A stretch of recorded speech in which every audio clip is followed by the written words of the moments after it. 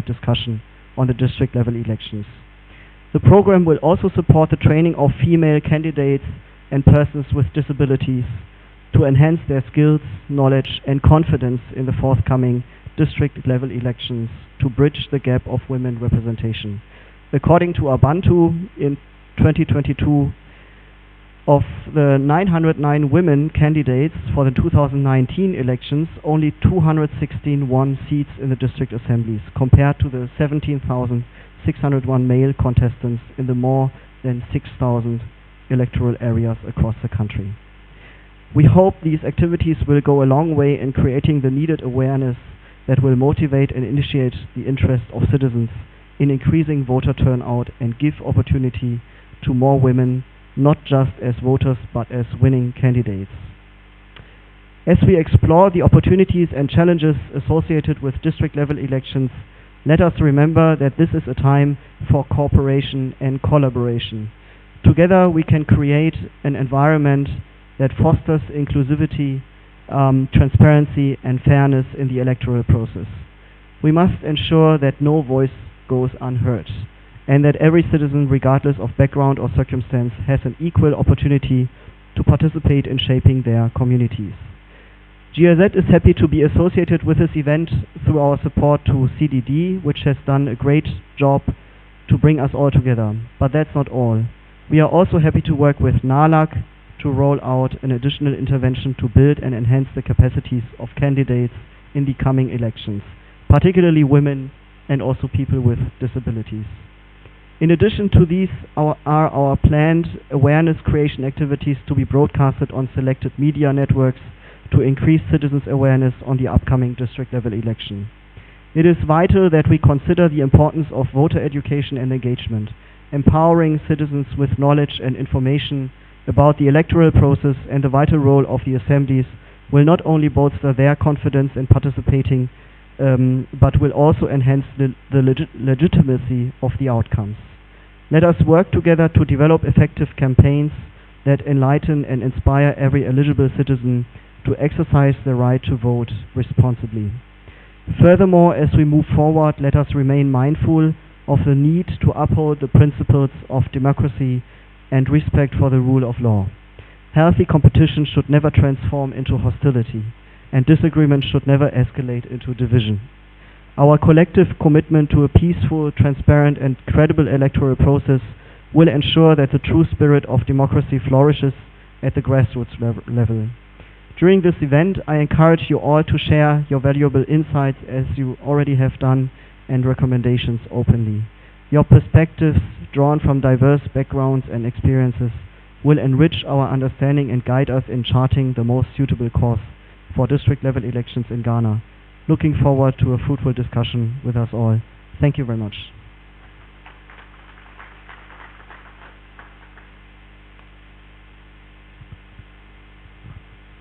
Be generous with the applause. Thank you very much, Raphael Victor Fairkin, Program Manager for the Governance for Inclusive Development Program at GIZ, challenging all of us to explore cooperation and collaboration. I always say that cooperation and collaboration is not a noun, it's a verb, and we must really truly act if we are committed to the ideals we so sometimes eloquently espouse. Once again, we are live on Joy FM, and it is the National Stakeholders Dialogue on creating awareness and interest for the 2023 district level elections, the role of stakeholders. I'd like to acknowledge the presence of various political party reps who are in the house. Let's give them a round of applause. Wave at us. If you're representing the political party groups, there they are. Thank you for coming. I would also like to acknowledge the presence of various CSOs who are doing work in this field. Please wave at us and let's give them a round of applause. There they are, quite a lot of CSOs doing this work. Also to all the persons with disabilities and the women and other minority groups in the house with regards to the district level elections, please wave at us and let's give you a round of applause. There they are as well. We thank you for your presence and for your voice. Next, I'd like to invite for some remarks from the Ghana Center for Democratic Development, Kojo Asante, who is the Director for Programs and Advocacy, CDD-Ghana. Immediately after Kojo, we will be welcoming representative from the National Association of Local Authorities of Ghana, NALAG, in the person of Honorable Kokro Amankwa, General Secretary of NALAG, in that order. Please, let's give them a round of applause.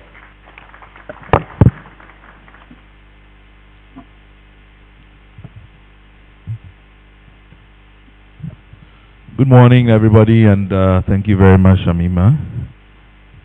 Let me acknowledge the representative of the Minister for Local Government, Mr. Samuel Seth Passa, who is the Director for the Local Governance Directorate. Also, the Director of Electoral Services at the Electoral Commission, Dr. Sribu Okuku, is here. Mr. Fairkin, Program Manager for the Governance for Inclusive Development Program. Representatives from the Norwegian Embassy. I see Mr. Papo here. Other development partners gathered here. Dr. Esther Ofe-Abuaje, Chairperson of the Star Ghana Foundation. Representative from NALAG. Representative from various district assemblies. Political parties, members of the CSO Coalition on Local Government Reform, the media, ladies and gentlemen. I bring you warm greetings from the management and board of CDD-Ghana, in particular my Executive Director, Professor H. Kwesi Prempeh, who could not be here because of scheduling conflict. With 7 weeks to the announced 3rd October date for the holding of the district level elections, today's national dialogue for us is timely and essential. Its objective is to raise public awareness and interest in the district level elections in Ghana, which historically has suffered voter apathy and low turnout. For the 2023 edition, we have added the challenge to the state of stakeholder preparations towards the election. District assemblies in Ghana were designed to be the highest political decision-making body at the local government level. And Ghana in 1988 initiated the decentralization program aimed to transfer significant powers and responsibility to the local level. In essence, if you think about it, our local governance system is older than our constitution. Decision-making at the local level was thus shifted from central government to the local assemblies, and the initiative was expected to promote popular participation in the administration of the various areas of governance, policies such as planning, implementation, monitoring, and the delivery of services through the areal zonal councils and the unit committees. It also sought to drive the interest and participation of all citizens to bring governance to the doorsteps of the citizens. For me, to make democracy work for the people. Several reforms have been undertaken to improve the achievement of the aims of the local government system, including the recent passage of the Local Governance Act 2016, Act 936, and the adoption of the National Decentralization Policy Framework and Action Plan, and the National Development Planning Systems and Guidelines to devolve more powers to the districts. Ladies and gentlemen, despite these efforts, in May-June 2021, when CDD Ghana conducted its local governance performance survey with the support of USAID, 73% of respondents expressed dissatisfaction with the performance of the local government system in the 5 preceding years. So generally, assemblies were rated poorly across a whole number of functions. Now, at CDD Ghana, over the years, through our social accountability and local governance programs, we have initiated several interventions to support citizen effective participation, demand for accountability, build the capacity of duty bearers, and create platforms for a productive state-society engagement. Now, some of these initiatives included the District League Table, which for several years produced, in collaboration with UNICEF,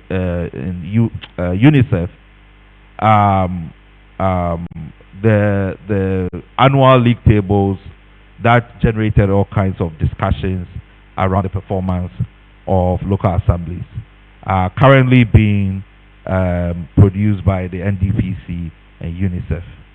We have also gone further to recently release the Ghana citizens cities monitors, and just recently we are hoping to release the District Accountability Index with support from GIZ. And we also have a Mining District Development Index also coming out. Now, these instruments for measuring performance are essential for receiving feedback on the health of our local democracy and governance and whether it is improving the welfare of the people. CDD will continue to deploy these tools to promote and secure real democracy and inclusive development at the local level. In addition, since 2019, CDD has intensified its advocacy on the election of MMDCs. And towards that end, we undertook a number of activities from 2019 through to 2022 with support from USAID and in collaboration with IDEC and many other CSOs to push for local government reforms. We all know the state of that matter, and I think Mr. Fairkin alluded to it. There is overwhelming agreement on the election of MMDCs, and if you look at whether it's Afrobarometer surveys or some of the other surveys we've done, but there's a stalemate on whether it should be organized on partisan basis or not. From our vantage point, Ghana's democracy needs a boost. And credible reforms around election of MMDCs is essential. However, elections without comprehensive local government reforms will just add to the problem rather than solve it. The debate around the election of MMDCs and also whether we should elect the members, all the members of the assembly, bring into sharper focus the impending local government elections. Local elections play a crucial role in promoting citizen participation in the decision making at that level. And local government elections in Ghana, as we know, comprise the district assembly, the unit committees, and are to be held 6 months before or after parliamentary elections. The local government election processes is challenged by citizen apathy and the underrepresentation of women, PWCs, and youth. Historically, voter participation in local government elections, as we know, has been very, very low. It is really a travesty, and this is probably the first time I've used this word in all my life. Diabolical. That out of over 6,000 assembly members, only 460 are women.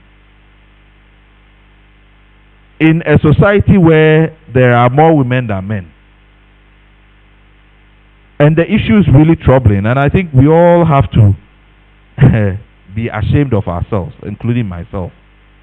I think anytime I read these statistics, it doesn't make sense to me.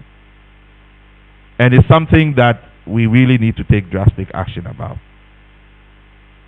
Now, the country is settled to hold district level elections before the next general elections.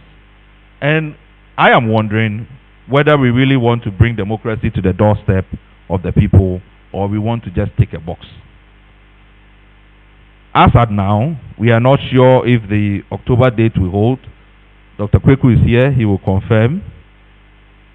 Citizens seem oblivious to whether we are going to have elections or not, except, of course, for the political parties who are busy holding their own illegal primaries to informally sponsor candidates. I think we should also speak the truth. We are yet to see the platforms mounted for candidates to campaign and sell their messages to the people. We don't even know whether all the Ghanaian citizens who turned 18 after the last voter registration, now estimated to be about 3 million, will be registered to vote with just 7 weeks or so to go to the next election.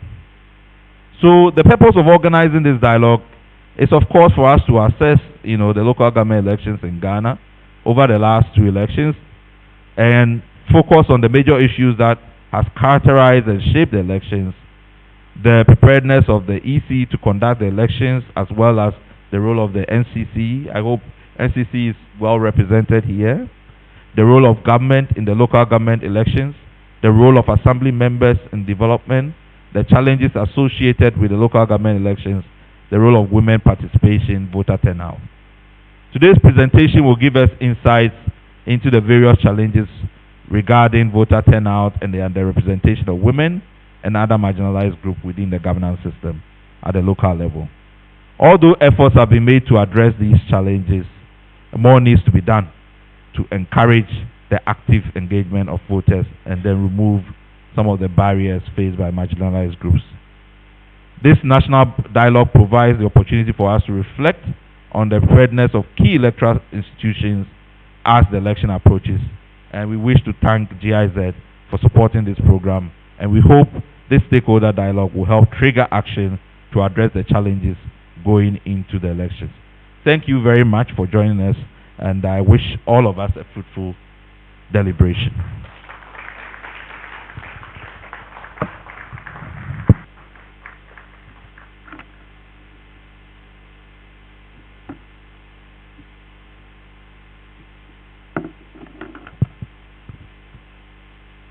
Good morning to you all.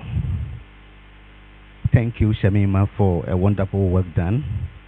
I want to rely on the existing protocol and bring NALAC's greetings from the council. My president of NALAC, Honorable Nana Ajimai Prempe, is so passionate about district level elections and what we should do to ensure that we have a higher voter turnout, increased representation of our women at the assembly, and also having a very competitive district level elections come 2023 this year. NALAC appreciates the giant step CDD and GIZ have taken to sensitize and create awareness in the upcoming district level elections. This is one big event I have seen in mobilizing support for this year's 2023 district level elections. NALAC is committed to making sure that this elections is held successfully by achieving a higher turnout, increase in women representation, and highly competitive local government elections. The district election is one election that mobilizes a greater human resource through elections, gives electorates opportunities to make choices than any election in Ghana. It promotes inclusivity since it mobilizes women, people with disability, and other minorities more than any of these elections we have experienced. Through district level elections, this 2023 electorates will be electing closer to 6,272. And I'm saying closer to this number because I know Nkranza North and Nkranza South may not participate in this election. And also, a near 31,360 unit committee members. And so we should not joke with this election that brings about higher popular participation and inclusivity in these elections. This year, 2019, district level elections, out of 6,272, only 245 women were elected. And 579 were appointed. And I am happy that the government, through interventions, increased the appointment.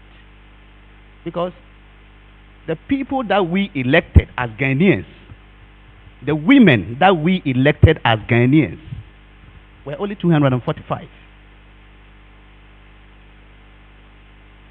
And we are always talking about the need to include women.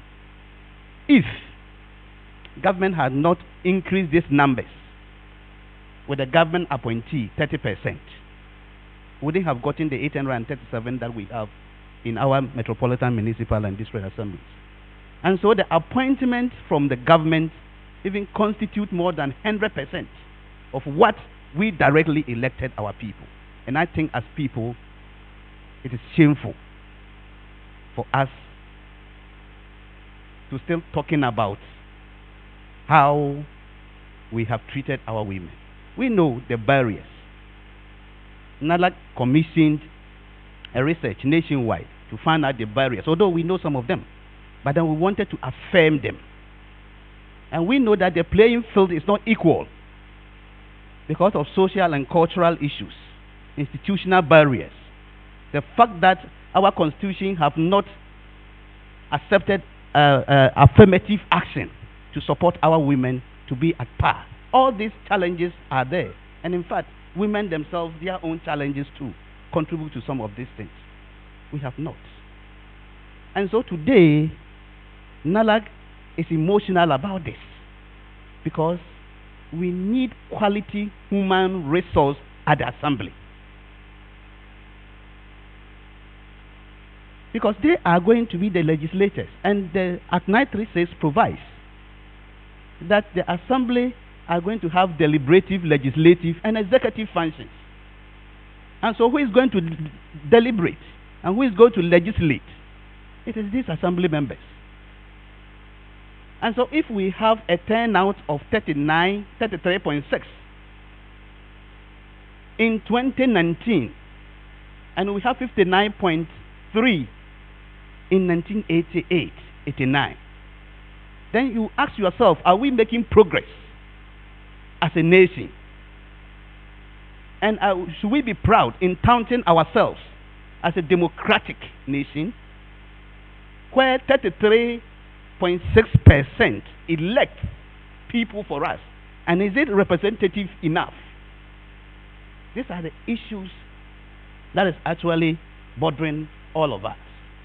And I am very grateful to GIZ and CDD for putting this together to kickstart the national awareness and sensitization.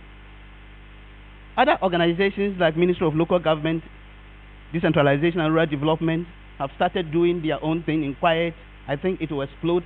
NALAC is also doing that. NALAC is working with the Federation of Canadian Municipalities to implement a project dubbed Partnership for Municipal Innovation, Women in Local Leadership.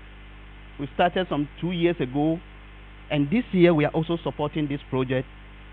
And we have identified a number of women who have interest, and we are in the process of training some of them. We have done sensitization. We've met political parties in every region in Ghana, because although the district level elections is non-partisan, we should not behave like ostrich who hides its head in the sand and thinks that the whole body is being covered. As I'm talking to you, some political parties have finished with their primaries. Others is in progress. And in 2019, we trained some women to contest. They call us, some of them even crying, telling us that their party have restrained them to contest. Why? Because there were two. And the party thought that if the two should go, the other political party candidate will win. And when it came to the choice who should stay, it obviously will be a woman. And this is the situation we are finding ourselves. So this program is so very important. And please, we don't want this to be a talk shop. It should ignite our emotions. It should ignite our everything. Morally, we have responsibility to support women, because the issues at the assembly are mostly women issues. The service delivery that we expect from our assemblies are women issues. We are talking about sanitation. Who is more concerned about sanitation than a woman? We are talking about water. Who is more concerned about water than our women? We are talking about basic education. Go to PTA meetings and see the attendance and see the number of women who attend PTA meetings as compared to that of men. And you realize that basic education concerns more women more than that of man. And go to hospitals and see what happens there. So please, the services we render as an assembly concerns more women. And where are the women? They are not found on the table. Women are becoming an endangered species at our local level, and that is unacceptable. And so we want to thank you sincerely for this project, for this thing. Please let us ignite the fire and let us pursue it. We still have some time. Let us increase it. In 2006, Ghana was able to increase elected women into our assemblies by 10% of the total. Where is the 10% now? It is now 3.8. And are we not ashamed of ourselves as Ghanaians and as people? So please, if we want to progress democratically, because Ghana has two tiers of government, central government and local government. And that is what our constitution have guaranteed. And we are pursuing the national or the central one at the neglect of the local one. And that is unacceptable. Because today, let us listen to our media space. Let us look into websites of even institutions that are responsible for these elections. And all the conversation is on 2024 presidential and parliamentary elections. So as a nation, if we are not interested about local government, let us be frank and take it off. Other than that, we'll be making mockery of ourselves, and I think our democracy will be in deficit. Thank you.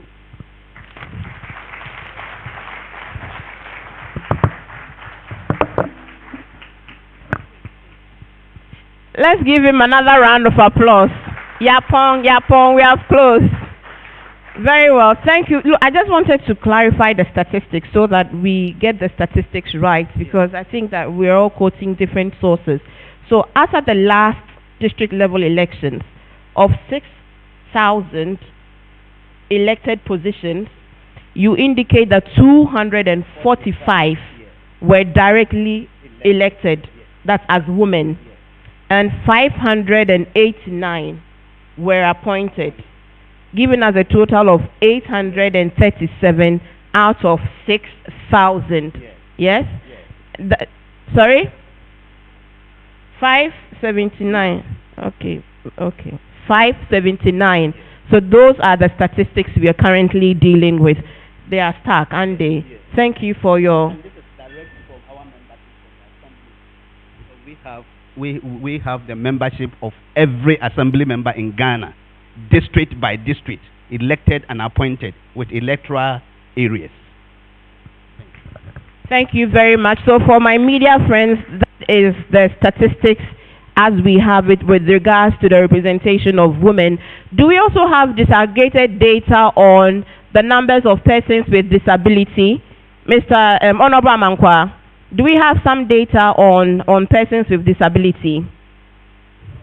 Okay, so I think that is a key research area. We need to also know the numbers with regards to persons with disability and perhaps even other marginalized or underrepresented groups. You heard first Dr. Kojo Asante, Director of CDD Programs and Advocacy, who came before Honorable Kokro Amankwa, General Secretary of NALAG, and the message is the same. We have a moral responsibility to support underrepresented groups, especially in the upcoming district level elections, and we must also know that elections without comprehensive local governance reforms will rather deepen the problem rather than solve it. So these are the key issues we will be discussing when we come to the panel, and also to you, our participants. If you have just joined, we are coming to you live from the Mervyn Peak Ambassador Hotel right here in Accra, and we are live on Joy FM. We're also live on CDD Facebook page as well as YouTube page. You can join us as a national stakeholders dialogue on creating awareness and interest for the 2023 district level elections. Now to the meat and the government of today.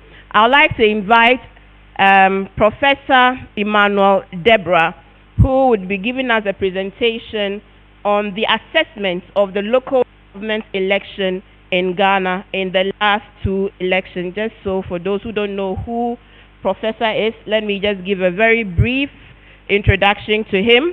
He is a distinguished political scientist with an unwavering commitment to advancing democratic governance and political understanding. He has a wealth of experience spanning decades. His expertise encompasses a wide range of critical areas within political science. His research focus is extensive and reflects his dedication to enhancing democratic processes and governance. His current inquiries delve into political parties and democratic development in Africa, chieftaincy and governance in Ghana, elections and electoral politics, and decentralization and local government. So let's give him a round of applause as he makes his presentation.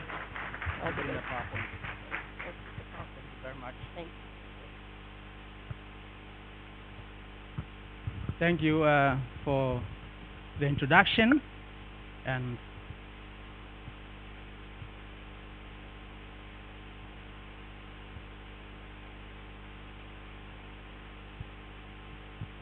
couple of minutes. Wait.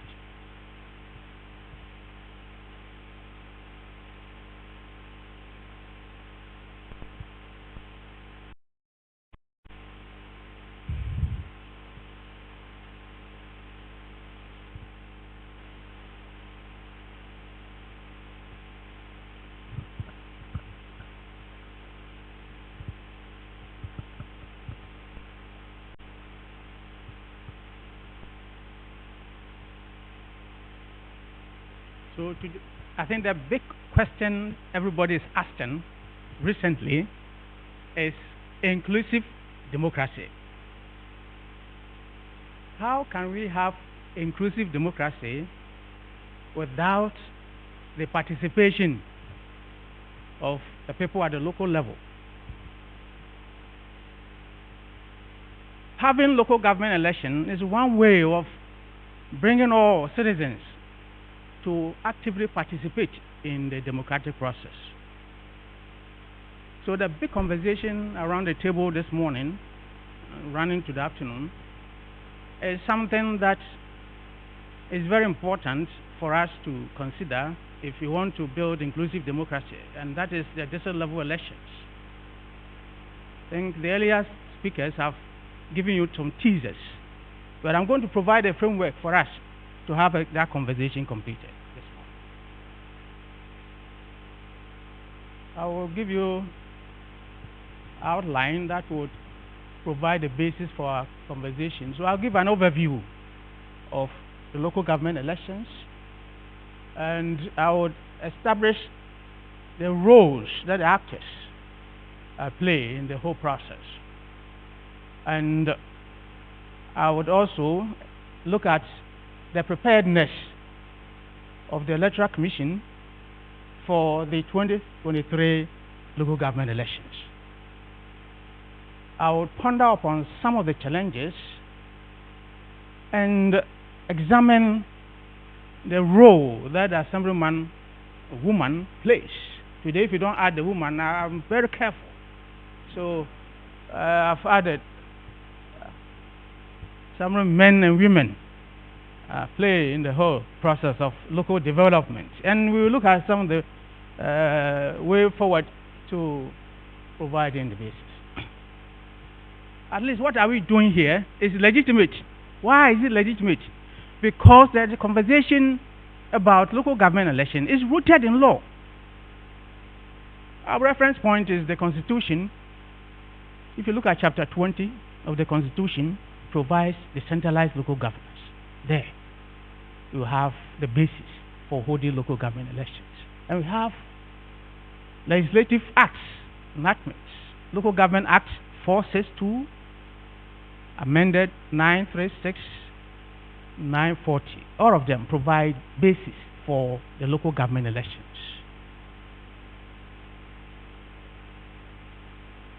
The law says that every 4 years we must have local government elections. That is the bottom line. 4 years we must have local government elections.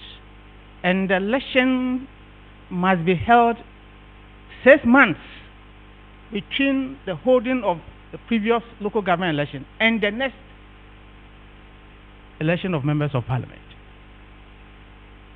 At least since we reconstructed democracy in 1992, we have had continuous local government elections.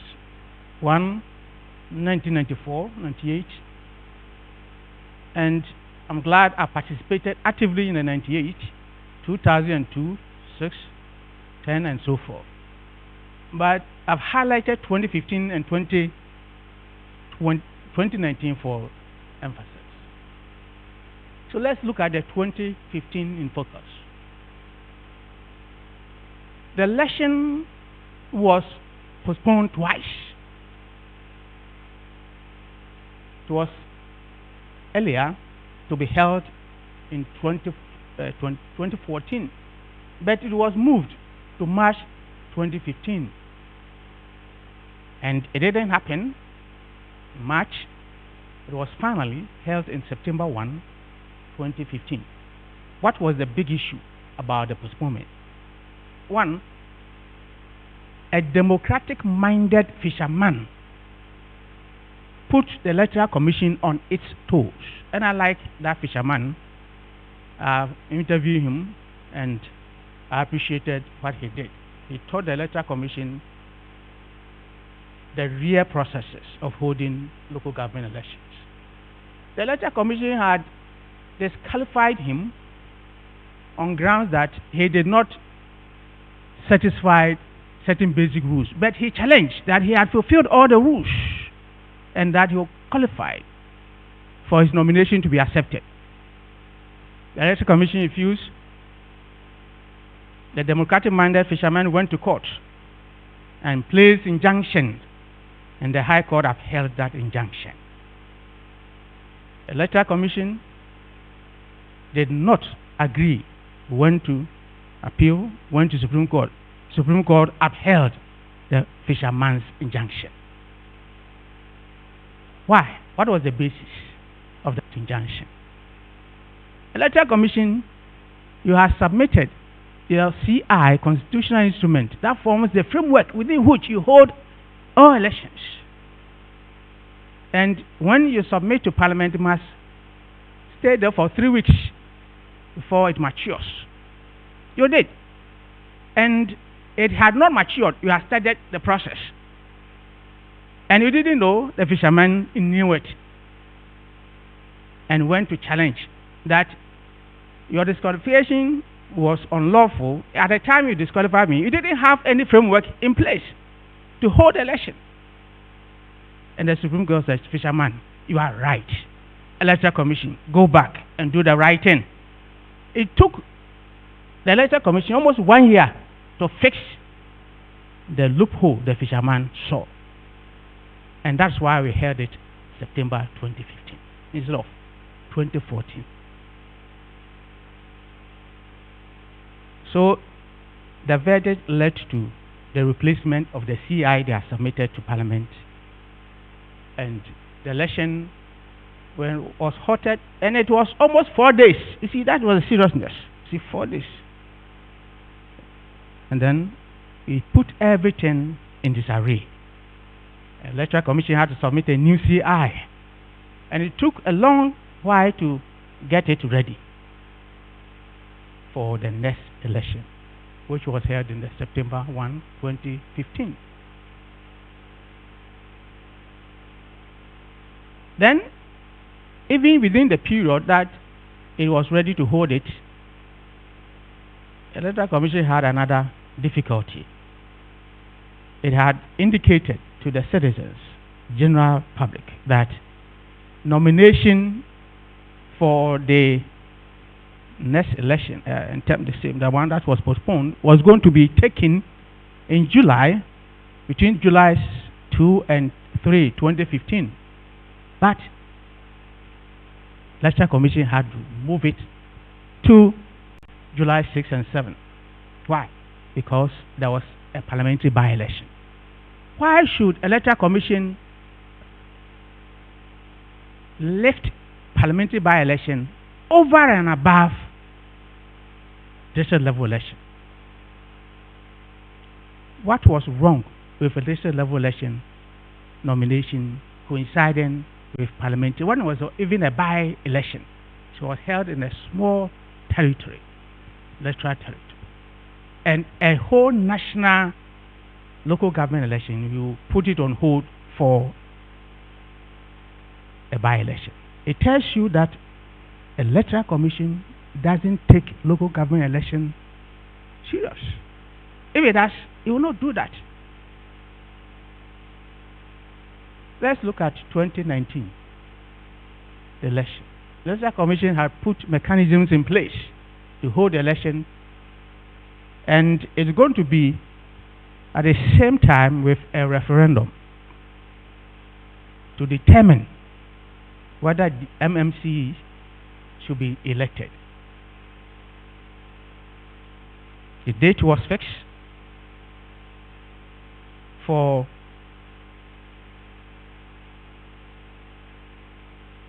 I think the first one was shifted from November 26 to December 17, and the second one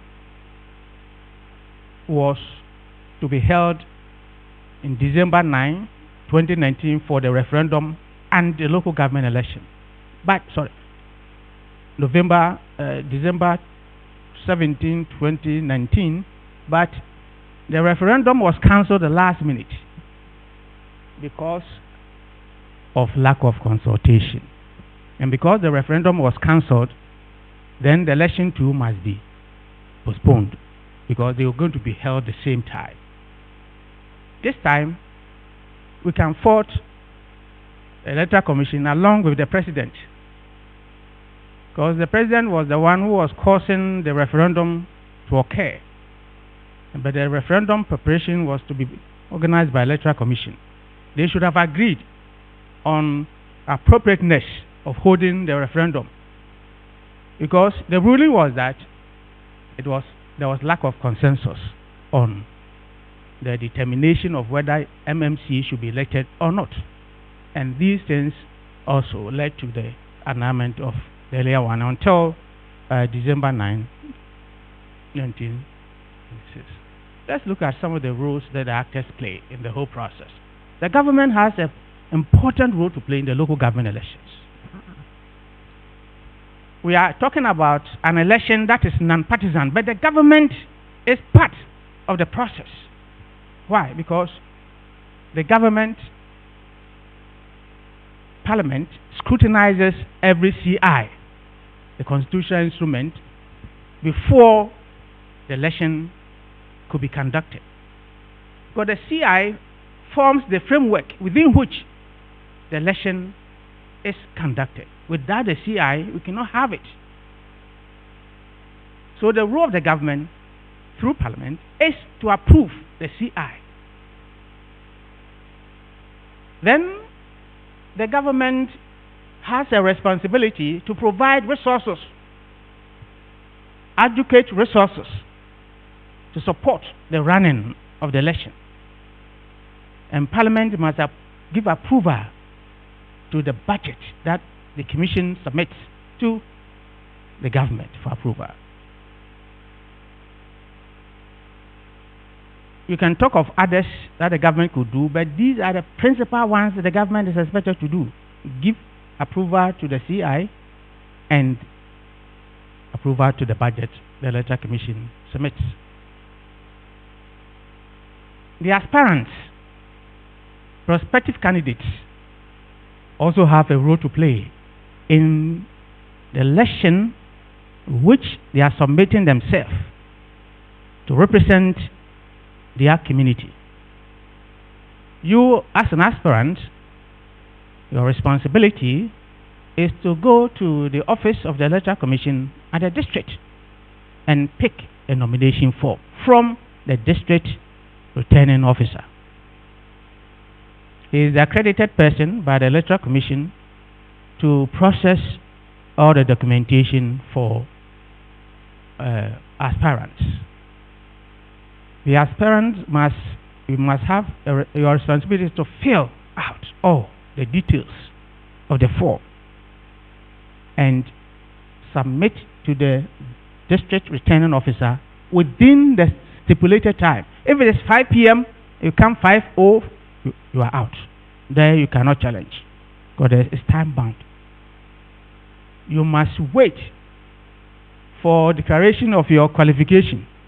If you fill the form, doesn't mean that you can start becoming a candidate. You must wait for the electoral commission to indicate to you that your application has been accepted and that notice of nomination has been issued and your name is on it. That is the publication of the candidate's name, determining and indicating those who have qualified to contest the election. If your name is not there, you are disqualified. It means that you can't campaign. Before then, you campaign. And the campaign is at a lower level. You can administer your posters to your small community, the electoral area to which you are contesting the election. And it is to ensure real reduction of cost. Because, you know, assemblyman is not remunerated, it is not paid.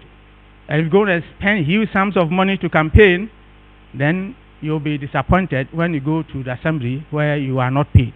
So you are confined to a small geographical location called electoral area. That is where you are, that's your constituency. So you can advertise yourself for the election within that small area.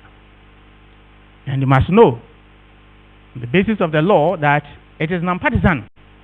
So you dare not advertise any party symbols and so forth around you. But we know that the candidates are wiser than all the actors. You know why? You are saying that I cannot contest on any party's ticket. Fine.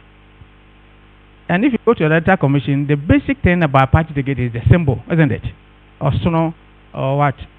Ambra, or Kube, or something. I'm not going to use that. But at least I have a dress. And the dress has colors. And if I'm taking my photograph in my colors, you can't disqualify me. Because you can't tell me that I should have some colors. So if I'm NDC, or NDC colors are here, I take my photograph. Stay there, advertising to my NDC supporters. When you go, remember your brother in the colors. Vote for him. MPP the same. They do all that. And yet, the law cannot arrest them because they are not using the symbols of the parties. So they go scot-free. The electorate, big responsibility on us. We must first actively participate in the process. How do we ensure inclusive democracy if the electorate at the local level are not interested in local government elections? Then we will fail democracy and we would have failed ourselves. So we need to be very much active in the process. First, every citizen must register to cast the ballot. The first thing to demonstrate your seriousness, your participation, activeness in the process is to register. Because if you don't register, you cannot go and do anything. And you must support the aspirant. Candidates must be supported because you come to you for nomination. You must support his nomination before he can file with the electoral commission. And if he comes, you are not interested, how would you have gotten him to the top position? It doesn't end there. You must also campaign for your preferred candidate. Could also be competition. 3 people are competing for one assembly seat. So campaign for your candidate that you want to go to the assembly. And you can administer door-to-door posters showing support for your candidate.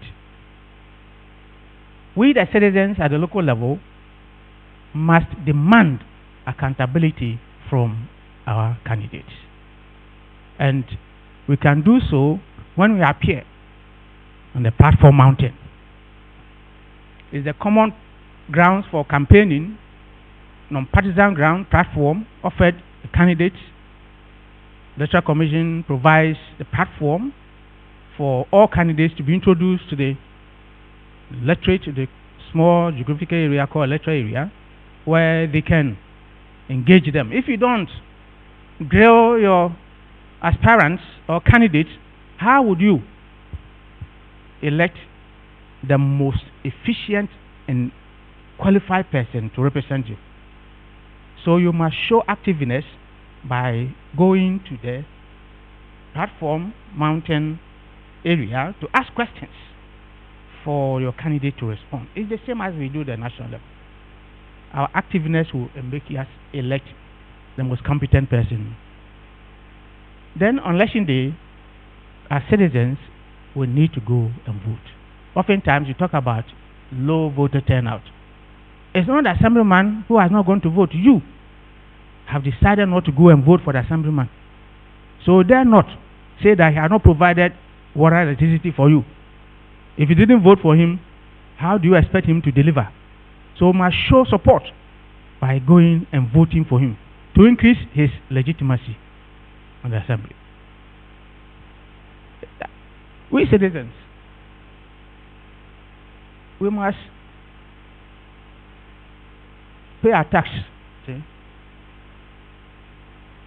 This one is very important for me. You must cooperate with taxpayers. You are not only going to exercise your vote.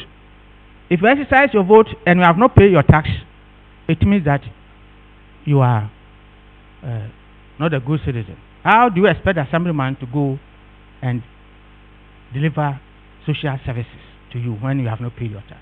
Your responsibility. Obey the laws of the district assembly. By doing this, you are giving legitimacy to the person you are elected to go. The EC, the main institution, first, the EC must have a real timetable. If you are examiner and you are going to examine students and you say we are going to have election, examination or test next year, then next year we are going to have examination. What is the timetable to guide the students to prepare? Timetable sets the whole process in motion. The Electoral Commission is to engage in the planning, and the planning must reveal the timetable of the election. And this must be communicated to all citizens, candidates, actors, all the actors, the stakeholders, right several years before the election is held. It's not 3 days, a year to, or months to, that you declare the timetable for us. How do we prepare to go for election when the timetable is concealed from citizens' view? The Electoral Commission also is responsible for procuring all the election materials, the logistics that are needed, including submitting the draft constitutional instrument early enough for Parliament to approve. The Electoral Commission must revise the voters' register. It is important for the voter register to be revised before every election because it gives opportunity for those who are not registered previously to have their name captured. Those who have turned 18 during the period to register. That's why they revise to capture all. The next is for Electoral Commission to give publicity to the election. If you come to University of Ghana, students who are contesting SRC, come and see. They don't have money, but it's all over. And I admire them. And it's more conspicuous when it comes to my Vanda city. Everywhere, posters advertising candidates. Electoral Commission must do so. More than that, send notices to announce to citizens and to the stakeholders about the impending district level elections. The Electoral Commission is expected to educate all the citizens, including the candidates who are going to contest. You see, Electoral Commission must educate the prospective candidates long before even they file, so that they will not make mistakes. You don't leave them to go and file and so forth, and they make mistakes and you disqualify them. You must educate them so that anybody who goes to file would know already in advance what he's doing. And that is the responsibility of the Electoral Commission. It recruits and trains all the staff competently to handle the process. The Electoral Commission is run from providing the platform, the common platform, for all the assembly candidates in the election to engage the electorate, and to provide security during the election. How is EC prepared for this 2023 elections? The question is EC prepared? Examination is an examination question, but let's solve it. I'm not going to provide answers. So far, the EC has scored 2 points over 100. 2, because it's in percentage points, or 20%. So because 2 activities have been done. First, EC has announced that the election would be held on October 3, 2023. And we are in August. Today is August 9th, Wednesday, 9th, 2023. The mathematics students, please make calculations. How many months do we have to 3rd October? The second point EC has scored is in respect of the drafting and submission of the constitutional instrument to Parliament. I don't have the name because it hasn't come out, so I can't say that this is it. Once it's passed, then we know the name of the instrument. So Parliament has to give it the name based on the number of instruments it has passed within the period. And this was submitted last year, at least, so it's a credit. They have done it ahead of the announcement that it's going to be held this year. Now, let's look at the CI. I think is the reason we are discussing some of the issues here. The CI, this time, the Electoral Commission is saying that the only means you can use to identify yourself when you are going to register, when you open register, whether the district level office or something, is that you need the national identification card as the only means to identify you as a Ghanaian to go and vote. And the reason the EC is giving this is that, one, is abolishing the guarantor system. In the past process, if you came to a polling station, as registration center, and didn't have any means of identification, somebody from your community could say that, oh, your mother is this, your father is that, you live in this house, I know you, so then you are permitted to register. That's the guarantor. Somebody guarantees your citizenship for you. EC is saying that abolition is this type. And one, because it elicits fraud in the process. People have become contractors. Guarantor contractors. They take money from people, and from morning to afternoon they are there waiting to guarantee for some people. So give me 10 cedis, I will do for you. And then he comes there. Throughout the registration period, every time he's there guaranteeing for people. And also guaranteeing for foreigners to come and register. So for these reasons, EC is trying to avoid fraud in the process. But let's look at this.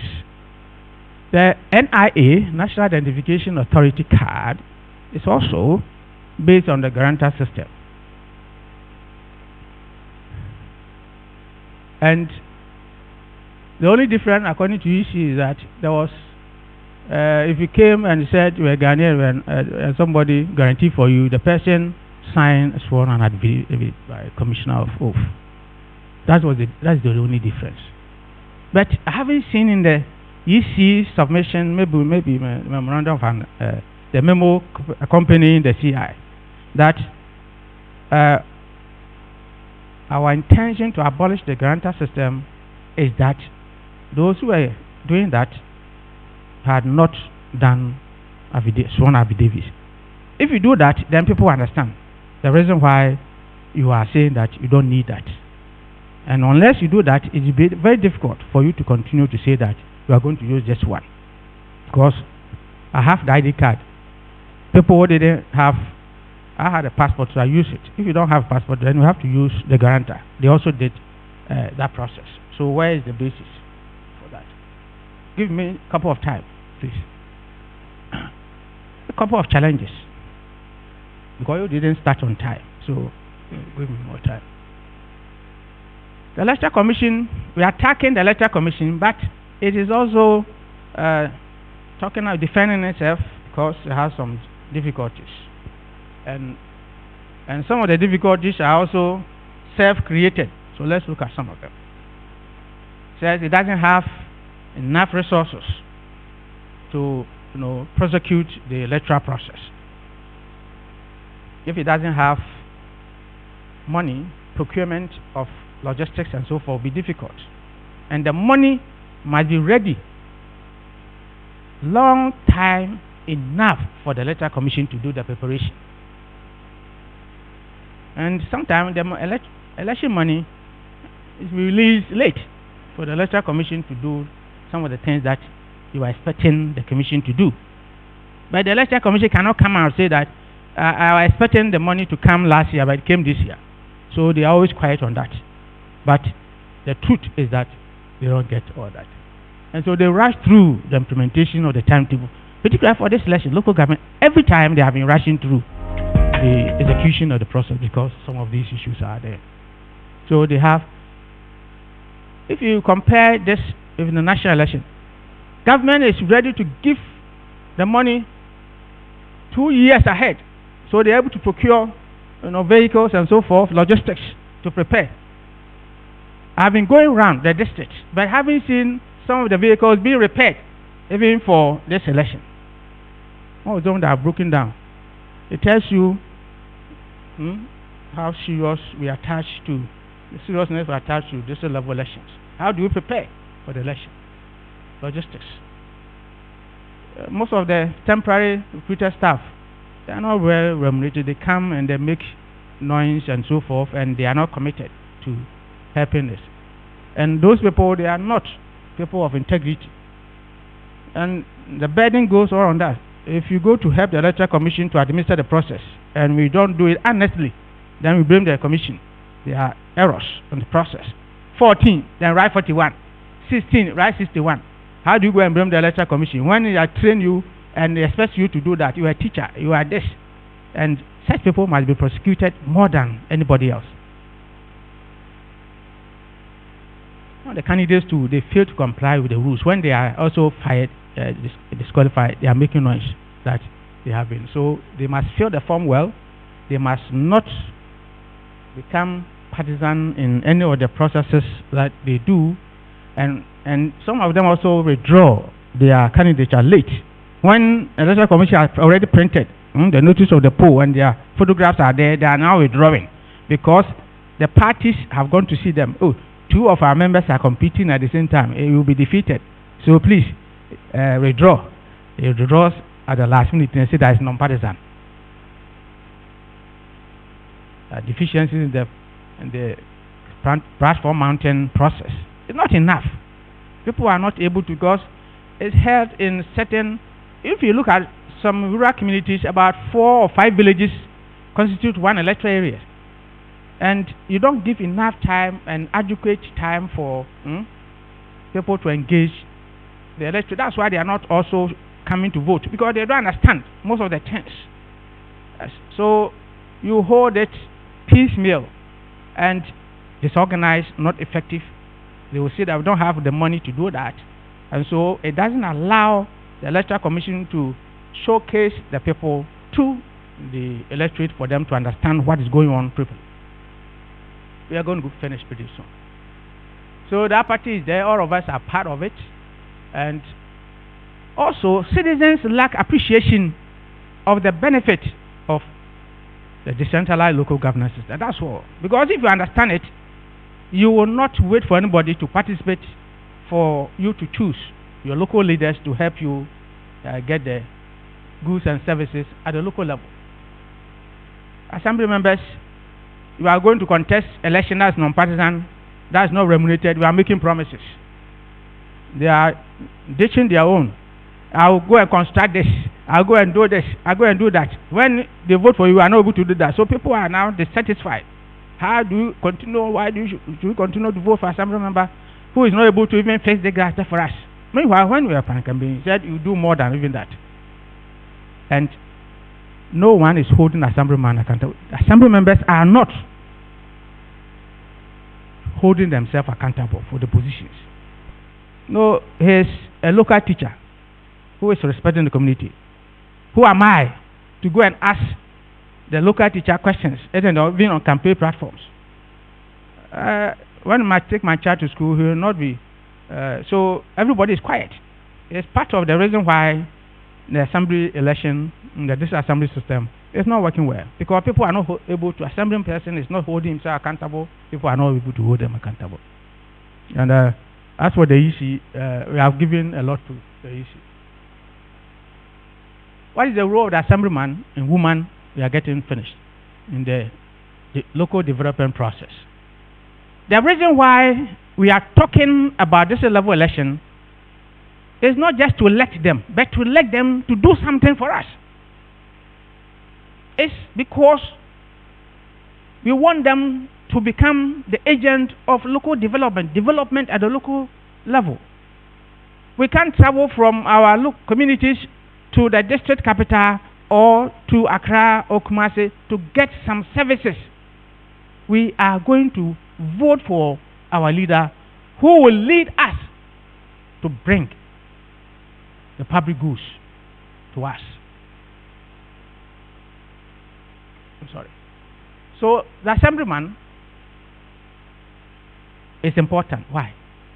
He is the key person who engages in the planning, development plan of the district assembly.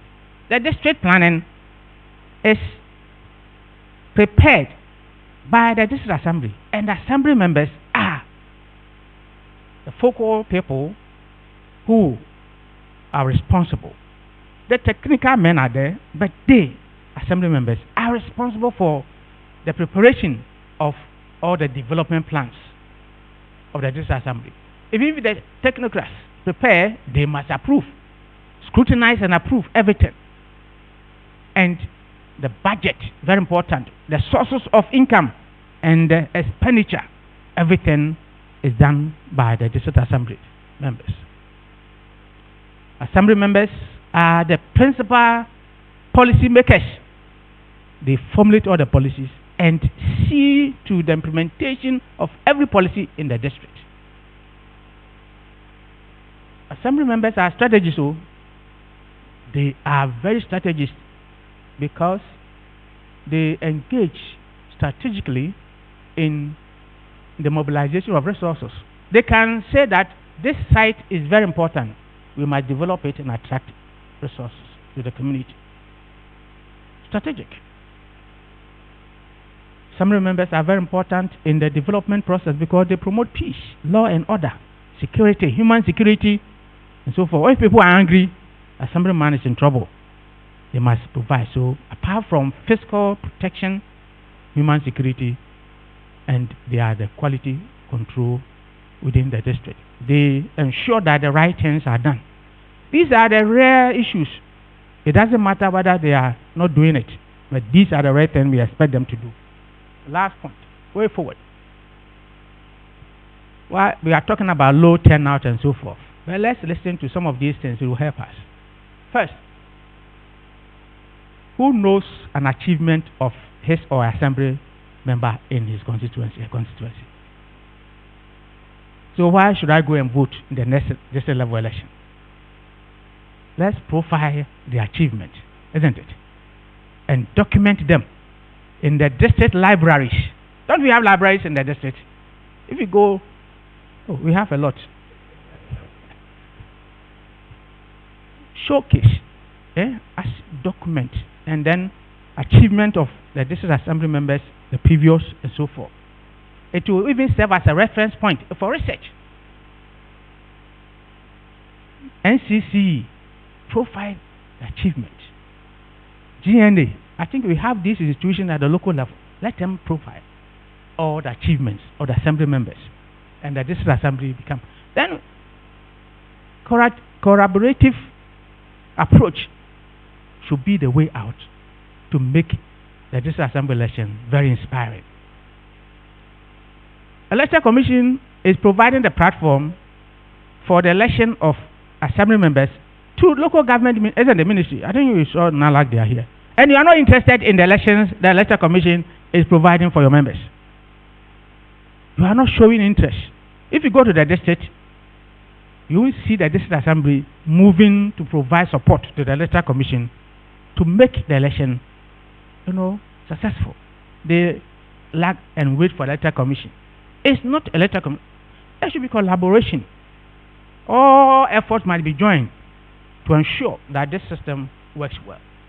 Civil society, all of who are here, at the local level, I want to see you there mobilizing support for not only this is a national dialogue, fine, but let it cascade to the local level. So mobilize them, help them, and stimulate their interest in the process. Even those who are going to file and those who are filed, anytime must also profile the candidates. And not Electoral Commission notice or poll. Let us also, through the media outlets in the communities, let us provide opportunity for them also to interact with the electorate. Early timetable and citizens' knowledge of the election ahead of time will be pretty much useful. And let us institutionalize the continuous voter register. It's very important. It cuts down cost. It allows Electoral Commission to do it. I think the Electoral Commission must move towards recruiting more permanent staff because it will reduce the burden, financial burden. Some of the activities could be done by the staff rather than employing temporary staff and opening several polling stations, so registration centers, and asking people to go there and register and so forth. You can put within the district 7 polling stations around, put your permanent staff there. People can go and register when they turn 18 and so forth. That one will reduce the cost. And let us leverage technology. Why should we continue to allow assembly members to come to the Electoral Commission district office and collect forms? When we are talking about technology, let them go online, fill the form, send it quickly, isn't it? Provide all the people who can help them. You don't have to be a literate person to do that. When they are sending memos and so forth, do they need help? They do that. Let us begin to make technology become part of the local government elections, where everywhere citizens can file, and then it reduces all the burden and so forth. And at all times, Electoral Commission is waiting for the maturation of this one. If they withdraw it from Parliament, isn't it? They have an old one that they can lean on to drive the 2023 local government election. So if Parliament is not passing it, leave them. The sad thing is that Parliament is a partisan institution, isn't it? And we are sending a non-partisan CI to a partisan institution to affect. How are you going to get it to pass? Wouldn't be there a process for Electoral Commission when it comes to local government election, isn't it? To bypass Parliament in terms of the CI, so that we would avoid the partisanship approach to the electoral process in terms of local government election. Thank you for your attention.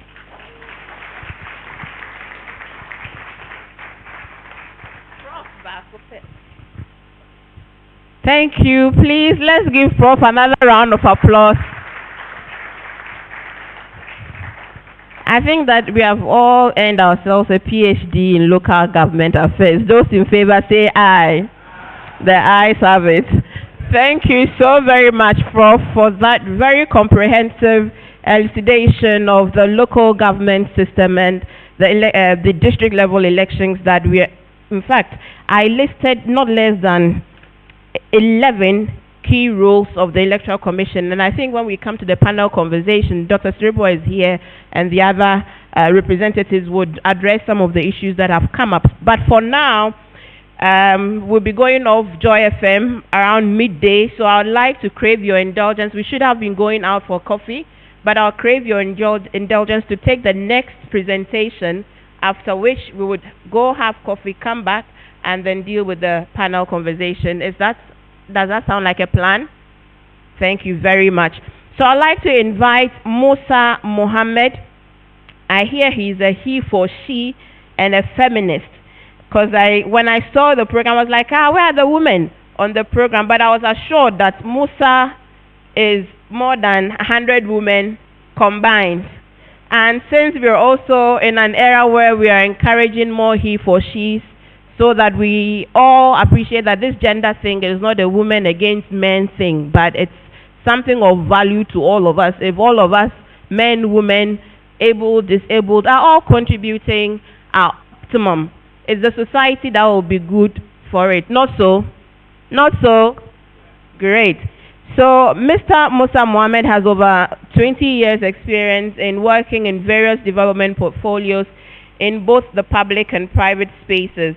He has a background in education, governance, and social protection, and he has been a local government practitioner with working knowledge of Ghana's decentralization modalities, fiscal, administrative, and political decentralization. He has good working knowledge of many multi-donor programs in northern Ghana and has also honed his competencies in program design, baseline studies, micro-macro simulation, social budgeting, and projections of many social protection programs.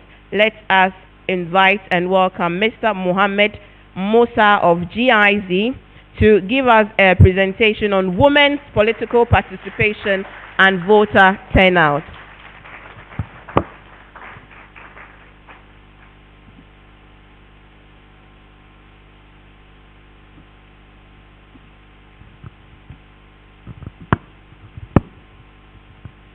Good afternoon, ladies and gentlemen. Yeah, I do appreciate the words said by Shamima that are more than 100 women.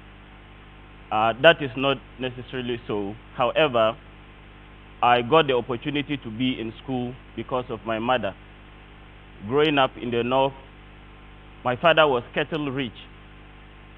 And then he looked among his sons and thought that I was a bit versatile with the bushes and trees, so I had to take care of his cattle. So it took the intervention of my mother to report to many opinion leaders, directors of education and so on, to move me back from the field with the cattle to the classroom. And today I happen to be benefiting from that initiative.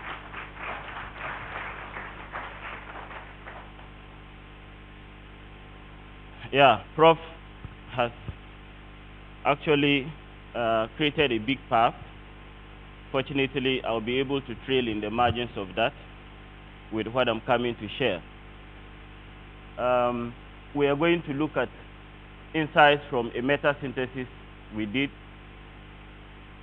and then we'll look at some critical issues in the area of gender and the local governance, and of course, we will look at where we have done well as a country, some milestones, and then we conclude. Indeed, strengthening women's participation in governance is not only about upholding democratic ideals, but we have come to realize that it is quite necessary for our economic and social development. Largely, international organizations and donor organizations have actually championed these issues of women participation, and they have been able to integrate processes of such into our economic and social development endeavors.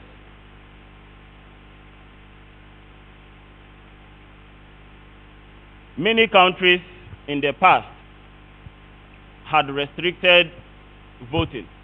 We know in many countries women were not allowed to vote, and even people of certain social backgrounds were excluded from voting. But largely, countries have moved to accept democracy, and they have accepted the principle of universal adult suffrage. In most countries where democracy is practiced, people are not limited on the basis of their social status or some demographic feature. However, that has not necessarily led to balanced governance systems. And that is why we are here. It is because we still have that unfortunate wedge in terms of participation and representation between women and men.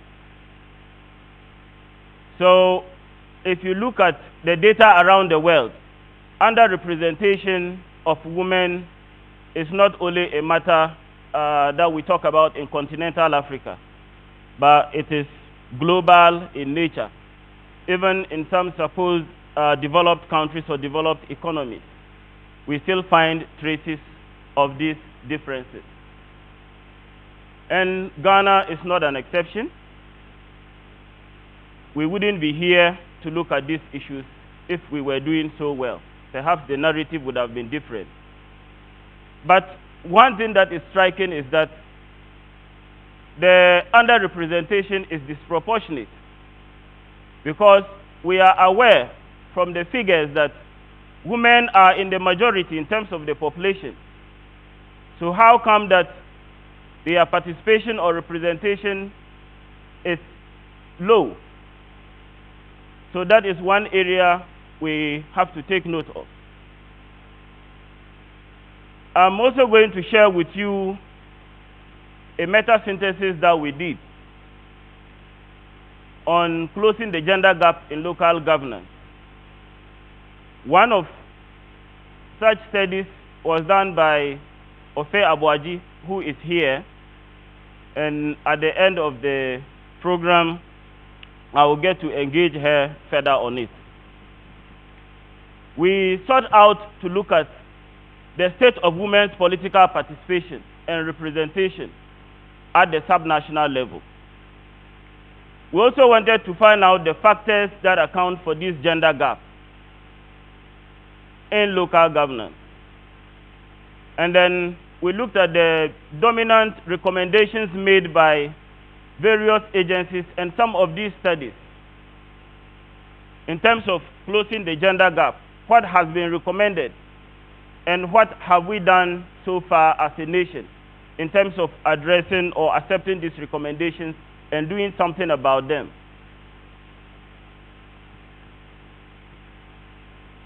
The study actually, as we have a lot of researchers here, so it was underpinned by the development theory of gender gap, which, okay, I'll just skip because I understand I have a lot of slides, and then I was already warned before I came that I have to be skipping some of them. So once the slides will be shared, and then this also largely talks about the gender theory of the development theory of gender gap. So the theory gives the proposition that pre-industrial societies were characterized by sharply divided traditional values. So in the pre-industrial society, we had women who were restricted only to the home, to bear children and to raise children, and then also do domestic work. Then we had the paid work being largely dominated by males or men. Then there were also restricted educational opportunities for women. Based on that, there was also high reproduction because women were at home and their duty was largely just to stay and then reproduce and then do other domestic work. Based on this, women were also largely limited in terms of their representation in politics or in the public space. Fast forward to post or modern industrial society. We now have a structural revolution with transformation in the roles or sex roles, in the roles that men and women play. We have come to have some convergence in terms of roles. Roles that men previously played are now being taken up by women. Participation rates in terms of labor for women has largely increased. We also now have educational opportunities for women. However, the load or the burden of having to deal with family life is still on women. And even as they are given the space to participate in the labor market, they also have to juggle between that and the domestic work. Of course, now we have that gap narrowing in terms of political and economic participation, but we are still not where we want to be. Of course, as we are in a modern society, we still have remnants of the pre-industrial societal values. And in some communities, as a woman, you dare not put up yourself to contest. The men will deal with you in various ways. So as I said, we did a meta-synthesis. And the meta-synthesis is largely a mashup of studies. It's just a study of studies. You put several studies together to see how they relate or how they converge or whether they have disputations or agreements around the phenomena you study. So we looked at papers from academic papers, from international development organizations, think tanks, and individuals. As I mentioned, one of the earliest papers to have been included is from Dr. Ofe Abuaji, who did a presentation somewhere in the year 2000. And her findings are still as valid today as they were some 23 years ago. So I'll skip that of the topics of meta-synthesis. Yeah, so our study search gave us these 17 studies. But we had to now develop a criteria to see which ones are more relevant to the phenomena or phenomenon of study. So we had Ofe Abuaji 2000, then we had one from Abantu for Development, we had Odami 2010, and then all the way to USAID 2020. But these studies were dropped because they did not satisfy or meet the criteria of inclusion. When we did the synthesis, we realized that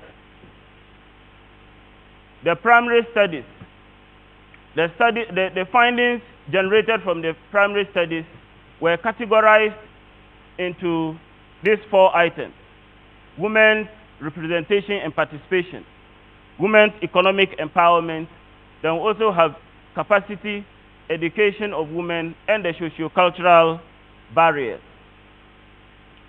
When we looked at the recommendations, the studies had made recommendations towards Ghana accepting or adopting an affirmative action policy. We also had recommendations supporting women's economic empowerment. Then we had capacity building initiatives for women, and then recommendations on advocacy, sensitization, issues of lobbying. Of course, one thing that also stood out was the fact that there has to be some collaboration and partnerships between the stakeholders to be able to reduce this gender gap. And I want to believe that today's event is one of such collaborations bringing together stakeholders like a salad bowl for us to deal with these issues. So this model was developed from the findings. So you would see that under socio-cultural barriers, Ofe Abuaji made some observations around it. Abantu for Development equally did so, and USAID. So this just depicts the interrelationships between the studies. And what it tells us is that these issues are predominant issues of sociocultural barriers to women's participation.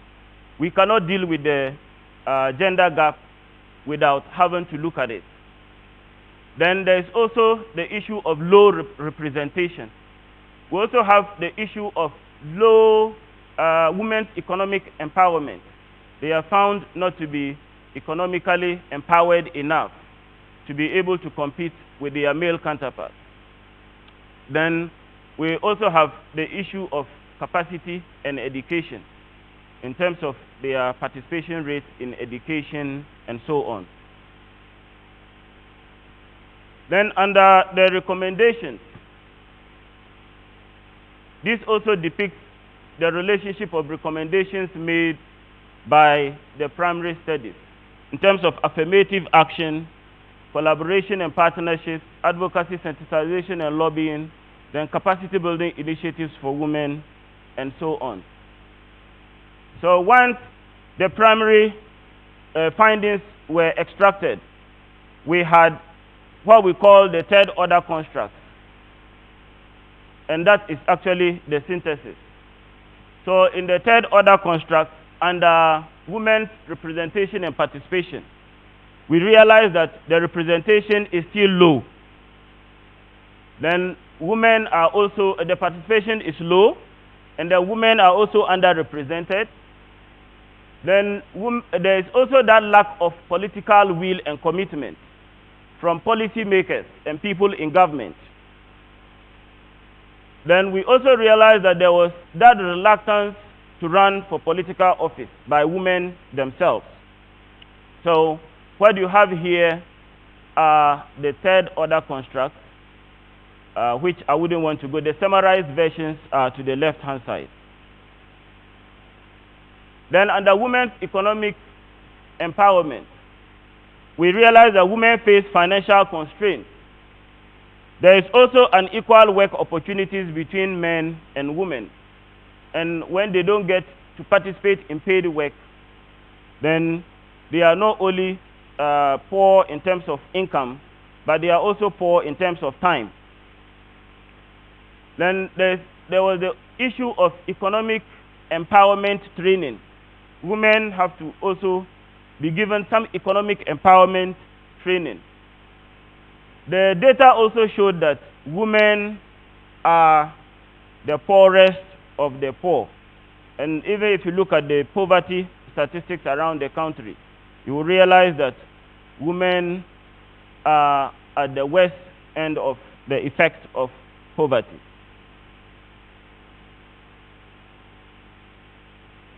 Then capacity and education. The data indicated that some women lack public arena skills. So even when men are confident in them, or the society is confident in them, and they nominate them, they put them up for some positions, they walk back and say that no, they won't be able to do that. They will rather be pointing fingers to some other people to do that. Then we also realize that there are low levels of involvement in terms of wage work or paid work by women. Then low levels of education. The illiteracy is high, although as a country we have almost achieved parity in terms of basic school enrollment. But it is not like that at the higher levels. Then we also realize that women would need some political leadership training and networking. Sociocultural barriers to women's participation. Gender stereotypes and cultural barriers still exist. And I'm happy that we have some women assembly members with us. If they care to share with us what people tell them as women, that will confirm what we found. Then, of course, we have perceptions and misperceptions around women's participation. Then patriarchal practices, demands of domestic duties as I indicated, and I will soon share with you some data from the study of the International Labour Organization about how women disproportionately carry unpaid work in our homes.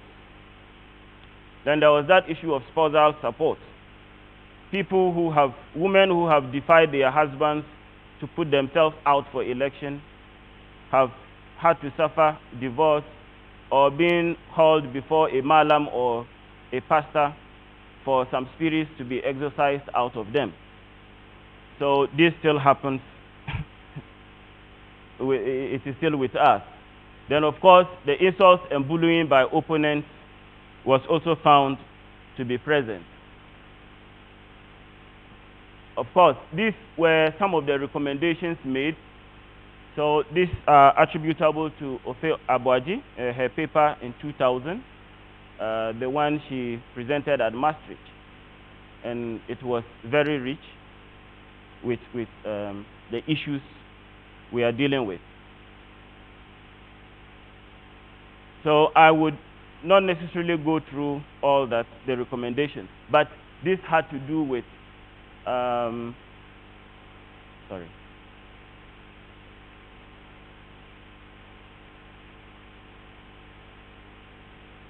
recommendations were on affirmative action, collaboration and partnerships, and then also on advocacy. So I wouldn't have to go through all the primary studies and all that they said, but I still have some interesting slides to share with you. Yeah, so let us look at the lingering issues, the issues which have endured with us.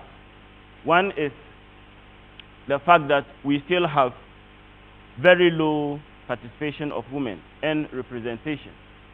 And the appointment of MMDC is one area that I would call it a low-hanging fruit. Women don't have to go through the trouble of putting themselves out. Then we'll go through the trouble of organizing elections and then put them in position.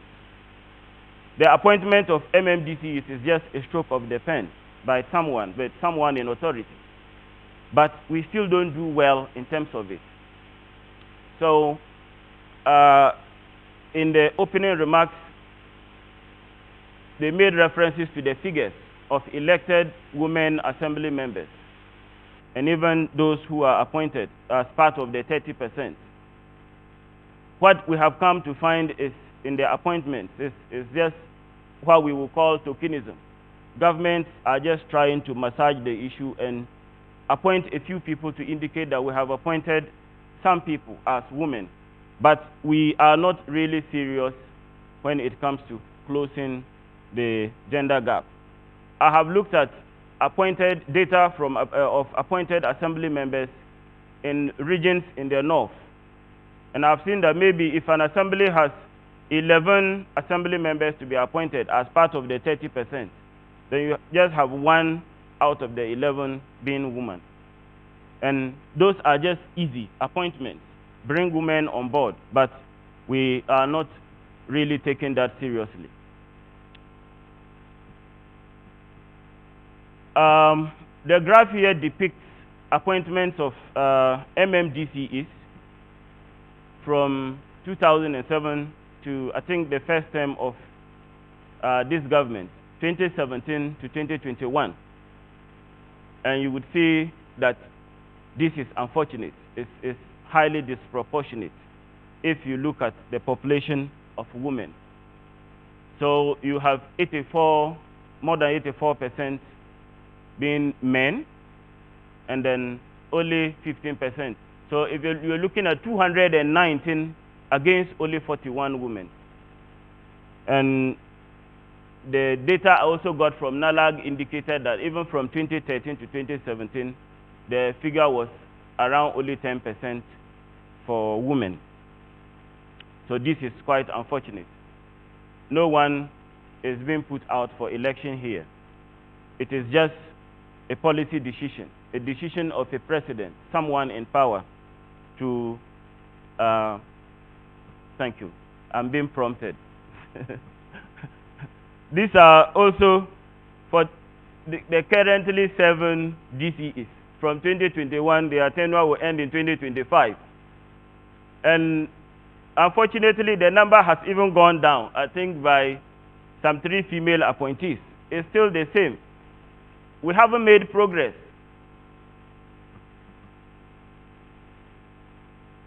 So these are the regional disaggregated figures in terms of the number of women appointed as MMDCEs. So the only region which I would say is a bit better is Greater Accra. They have a total of 21 and 8 are women. But you look at Volta, out of 17, you have only 1 woman. That is quite unfortunate. And the Western is Western North, 9, and no woman, 0. These are the figures, women MMDC. Then another issue that has endured with us, which we need to give attention, is the fact that women, even those who are in politics, will also have to deal with domestic work. And globally, the International Labour Organization realized that women do 76% of total unpaid work at home. 76% global, that's the global figure.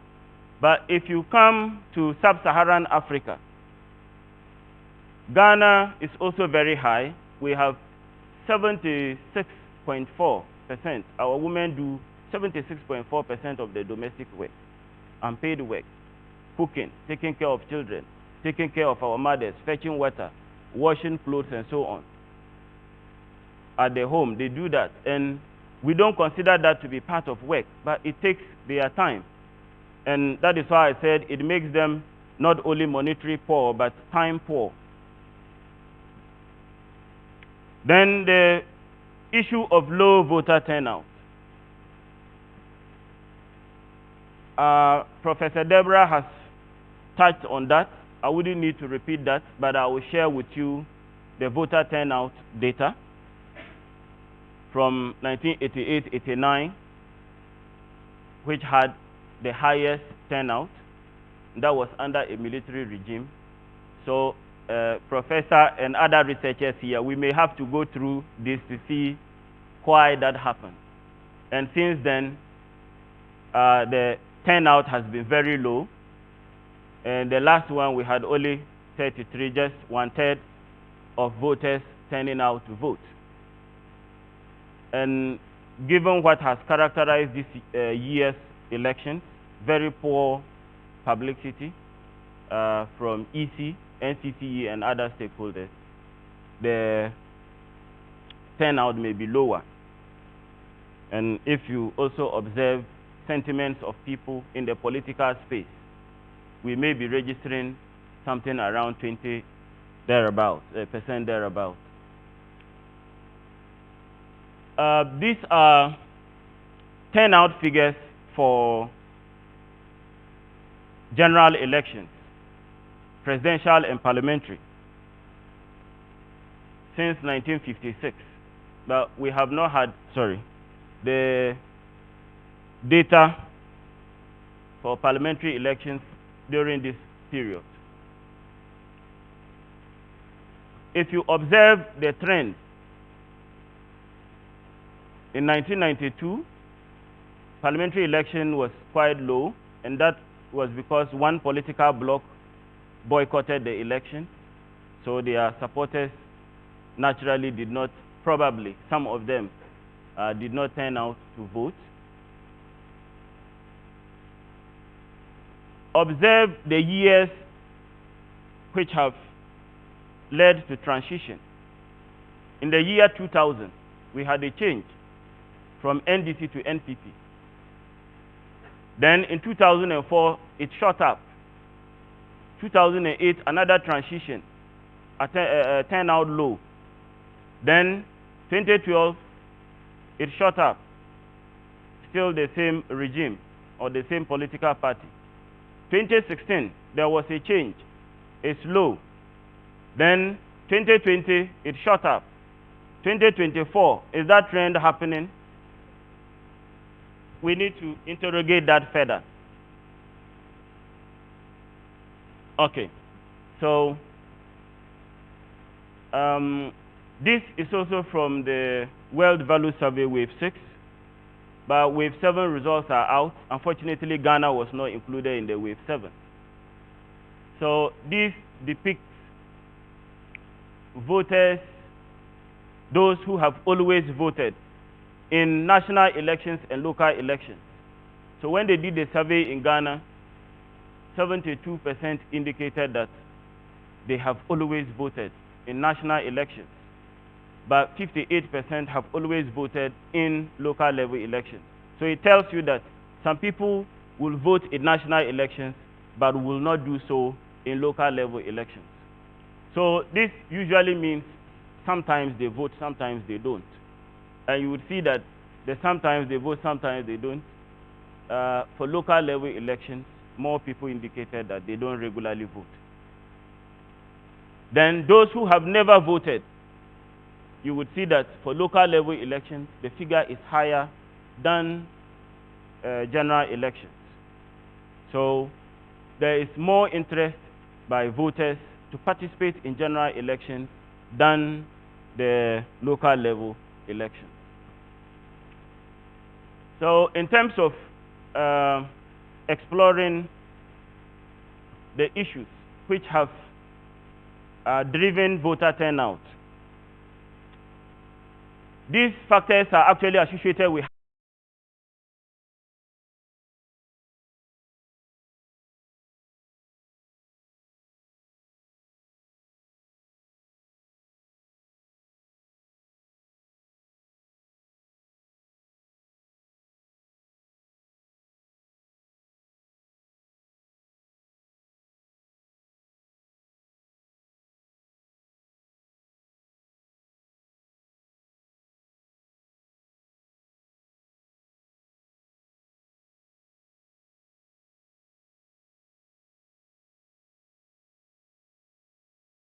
social well-being too, owner-occupied house, high levels of political mobilization, then proximity to the polling station. And I'm happy EC is here. Proximity to the polling station. It is one of the factors or the issues which has driven voter turnout. If you have your polling station far away and you have to incur cost to go, opportunity cost, and some may end up not going to vote. Then voting arrangements also. If voting occurs during weekend, it has a tendency to have more voters coming out than when it is on a working day. Then the information factors. I think a lot of attention was drawn to this relating to EC. And for this year, EC hasn't shared so much information. And the website is also bankrupt of information. And sometimes you write emails, not only EC, to these state agencies which are supposed to hold information, and they never reply.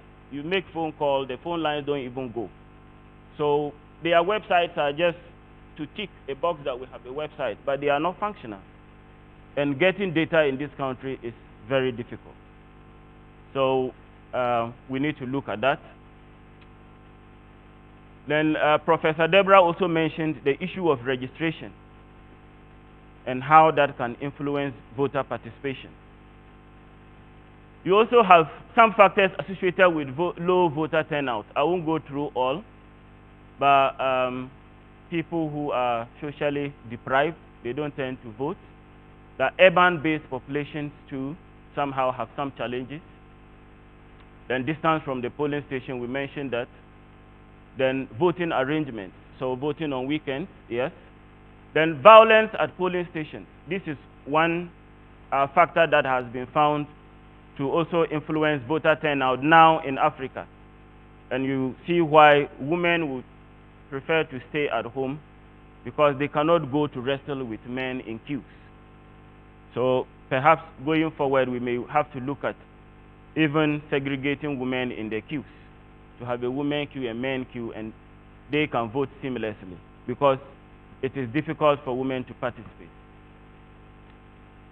All right, so if you look at the data around the world in terms of women's participation in elections, they are mixed. In some countries, you will find that women are participating more than men. And the interesting thing is, in even some of these Islamic states who, in quotes, have some restrictions for women, participation in public activities, also happen to have some women participating more than men.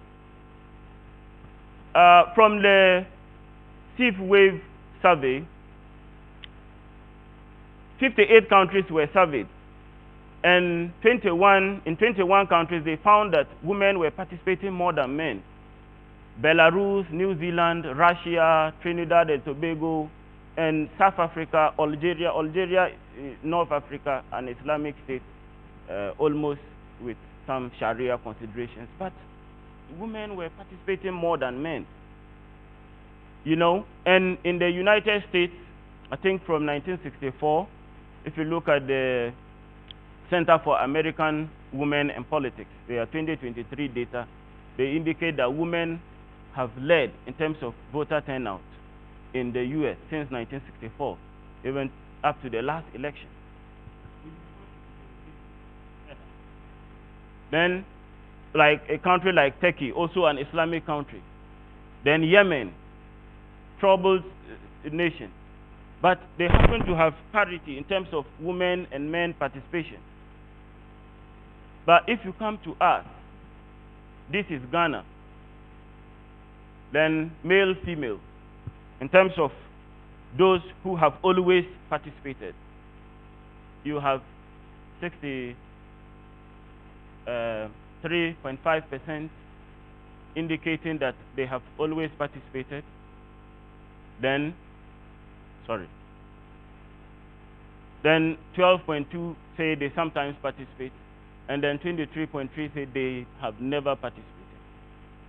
And women, you have higher numbers saying they have never participated, slightly higher than men. Then those who usually participate, you still have women, they are not regular. And those who are regular, always voting, you see that that of women is also quite low. So the last critical issue is also about the monetization, and I'm happy that earlier speakers have largely touched on it. It is very expensive. Now, contesting as an assembly member, you will need to have a lot of logistics. Okay, so these are just milestones, but we can't look at all of them because some of them were touched by the earlier speakers. But at least we have very good legal environment. We have also subscribed to this international protocols. We have also done some administrative and policy, set up administrative and policy frameworks very well. And then the issue of affirmative action, we are still working on it. Fortunately, there are politicians here. We want to call on you to make it possible for us to have the affirmative action.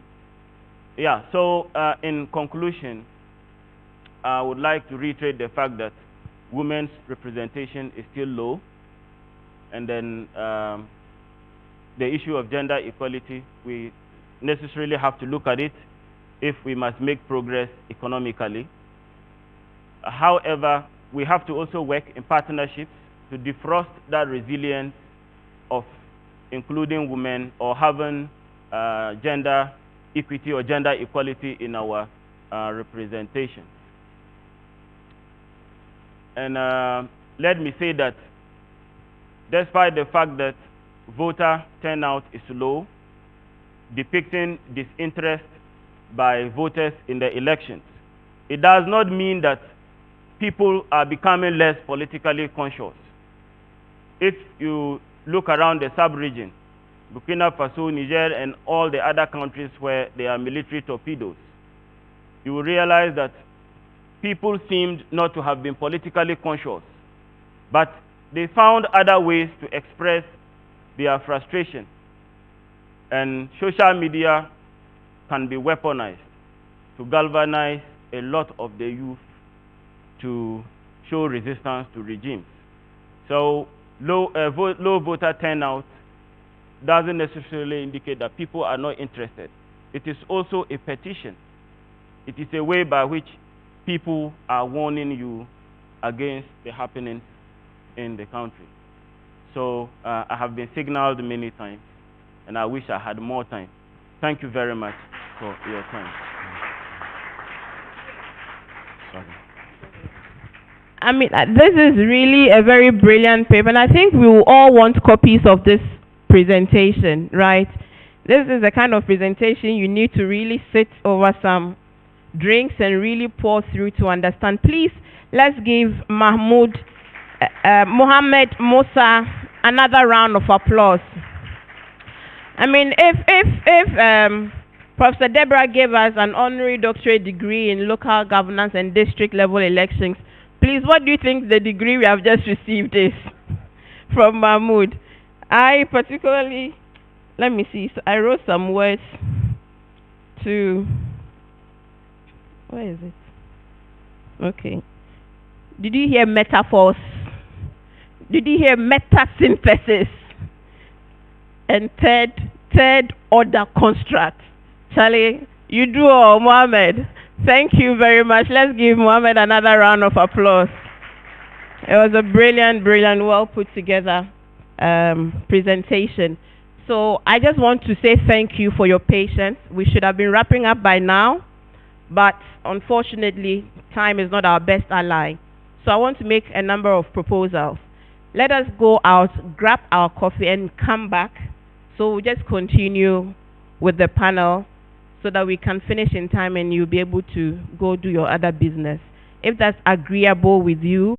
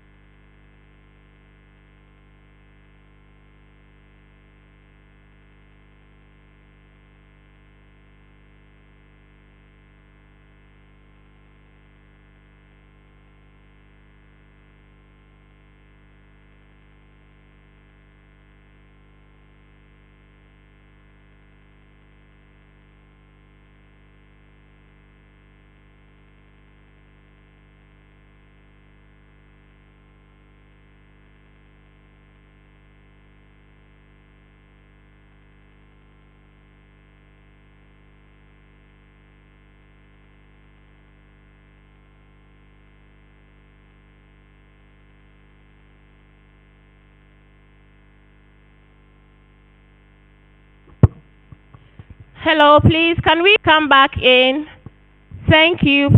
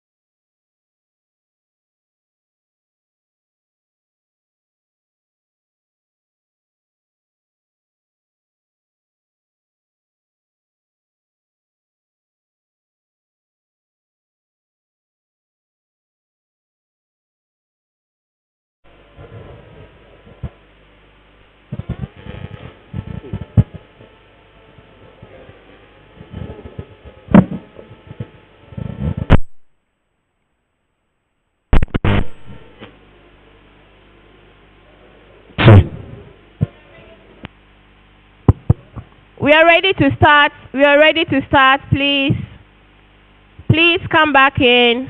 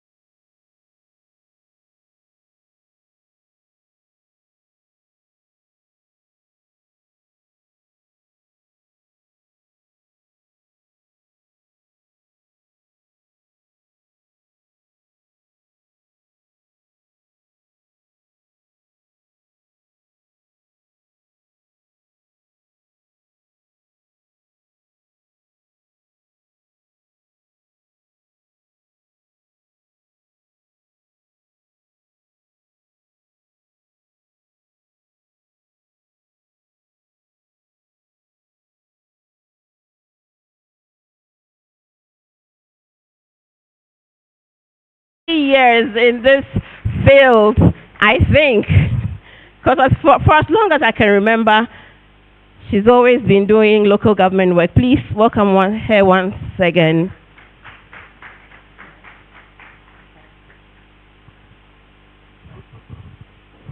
Thank you very much. I think before the break, you were asking me what I thought of all of this and about women's participation. And I was thinking that in 1998, if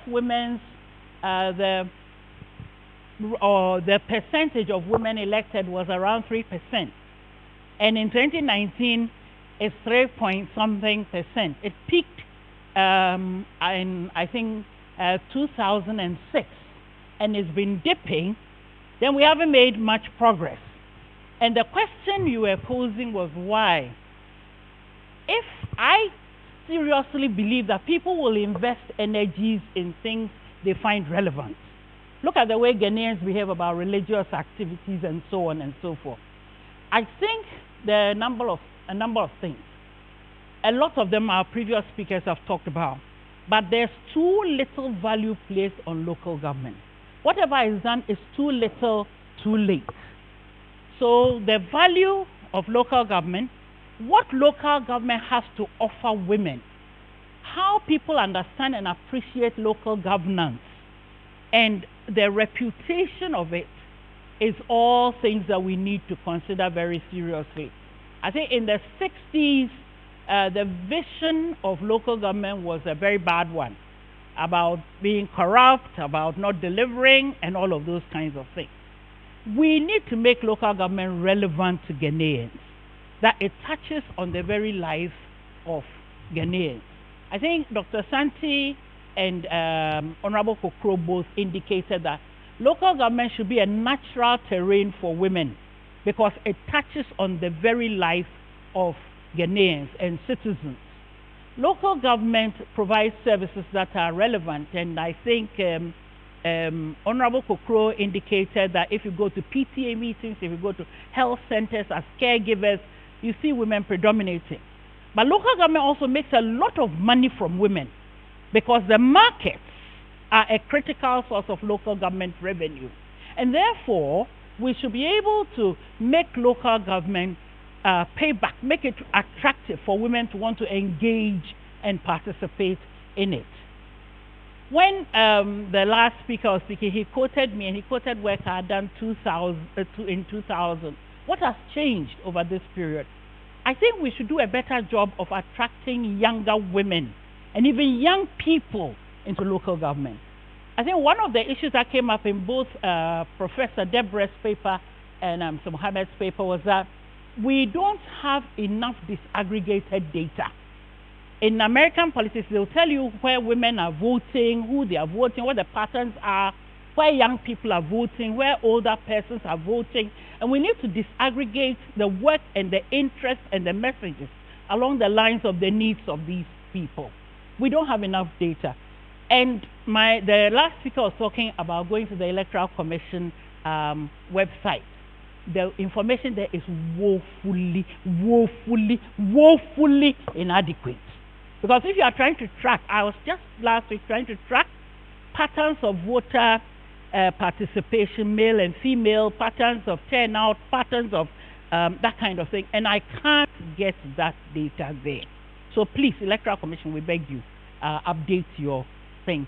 Finally, is it time for us to review the district level election law? I think it's Act 473. I think that is what it is. Is it time to review it?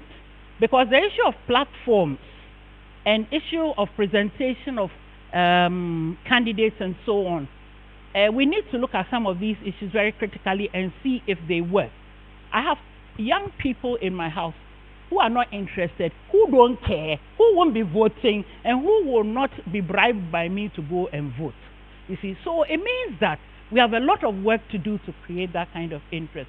And yes, we need to showcase assembly members and their performance. Prof, you referred to it. This self-same GIZ, some years ago, they worked with us at the Institute of Local Government Studies to showcase and reward and recognize women local government performance. It was a small effort, but the interest it generated, the congratulations. I think we need to make local government relevant to Ghanaians. Thank you very much.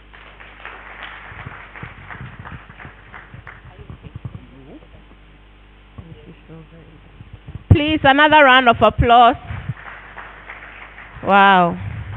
Too little, too late, but we can still do something about it. Ladies and gentlemen, help me welcome to the podium our panel for the next round of conversation, Paul Nana Kwabena Abrampa Mensa. Give him a round of applause.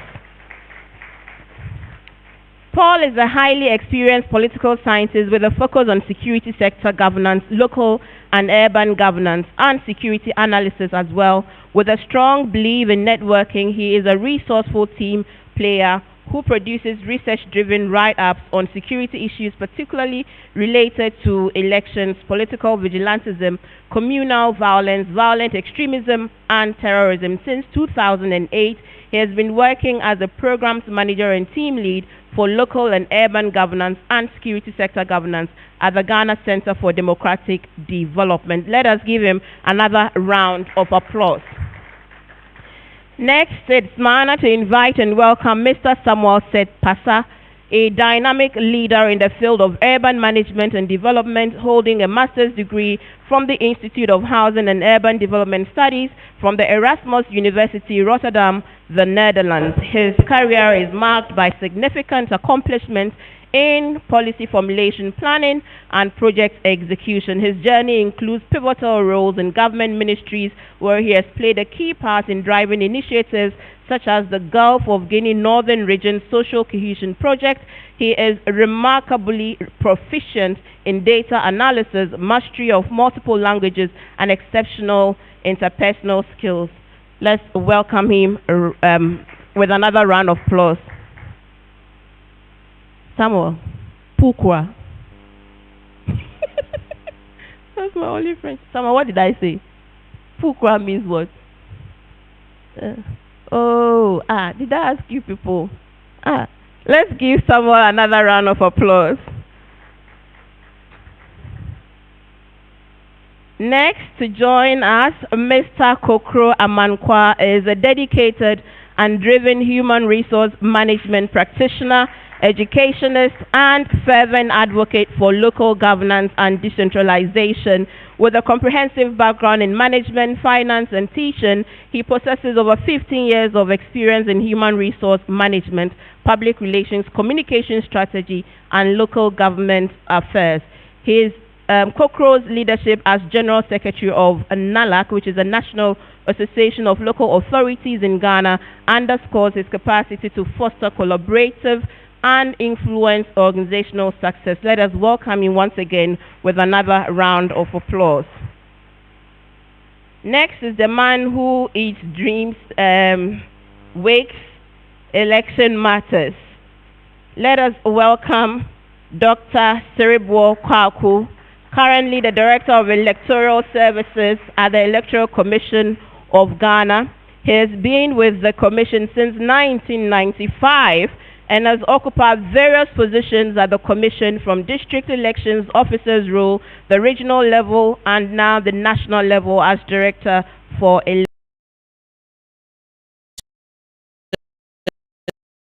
An elected round of applause.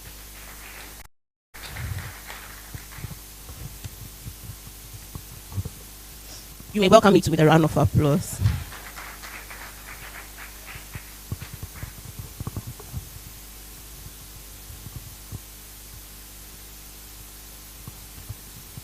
Very well. So, gentlemen and no lady, you're all welcome. And I did raise this issue, and we find that these are representatives of institutions.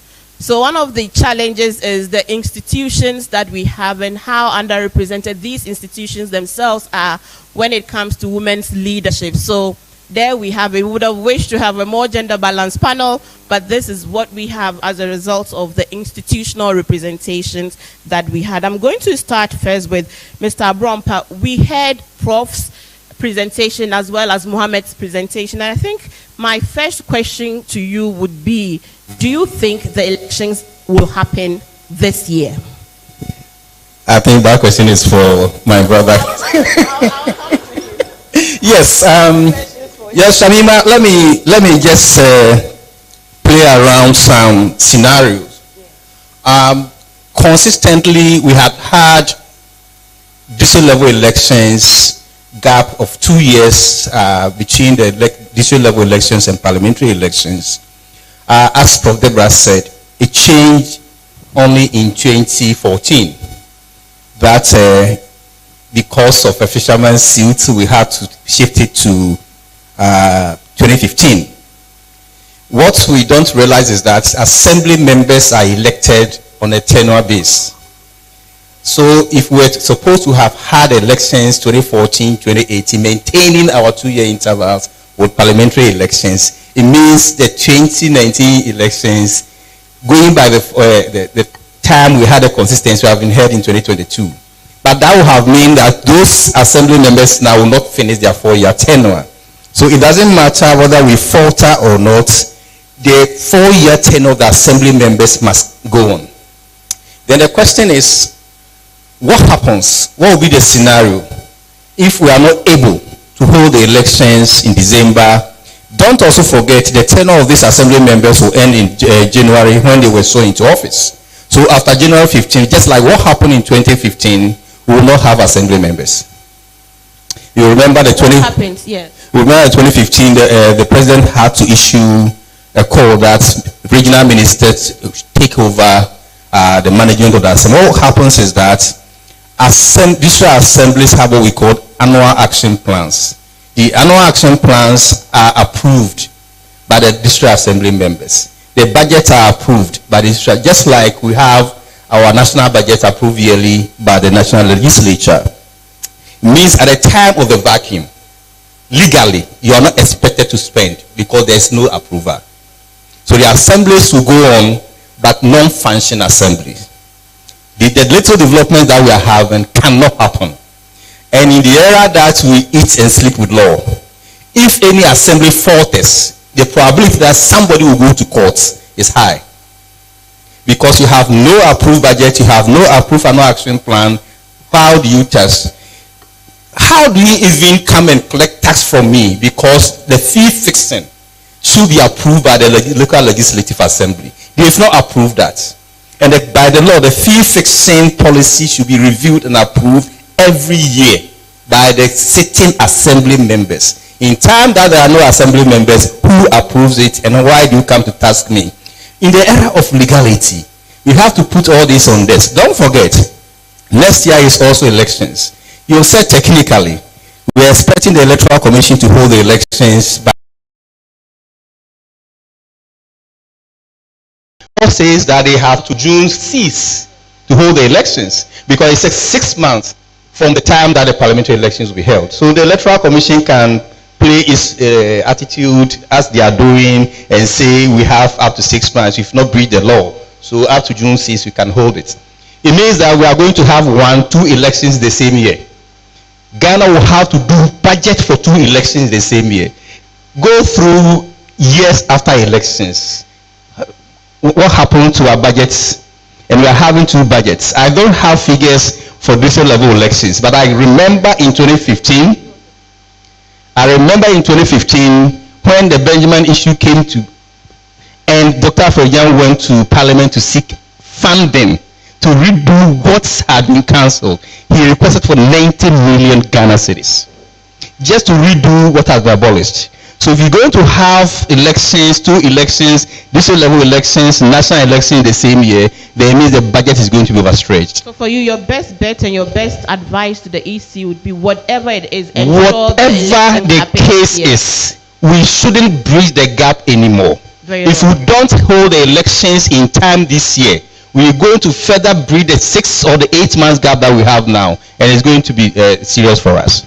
Samuel, let me come to you. I mean, you're a director at the local governance directorate.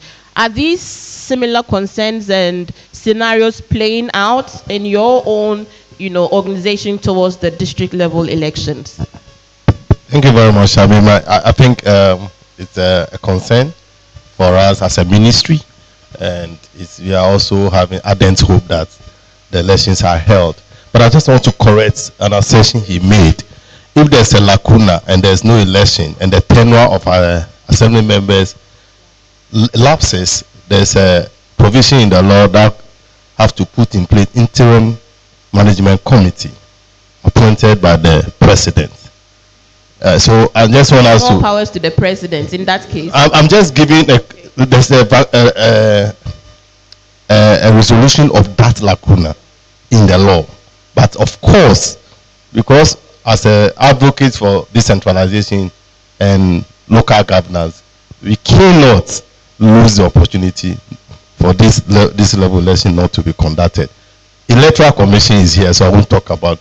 But for advocacy and IENC, information, education, and communication activities, we are poised, but you cannot start without the date.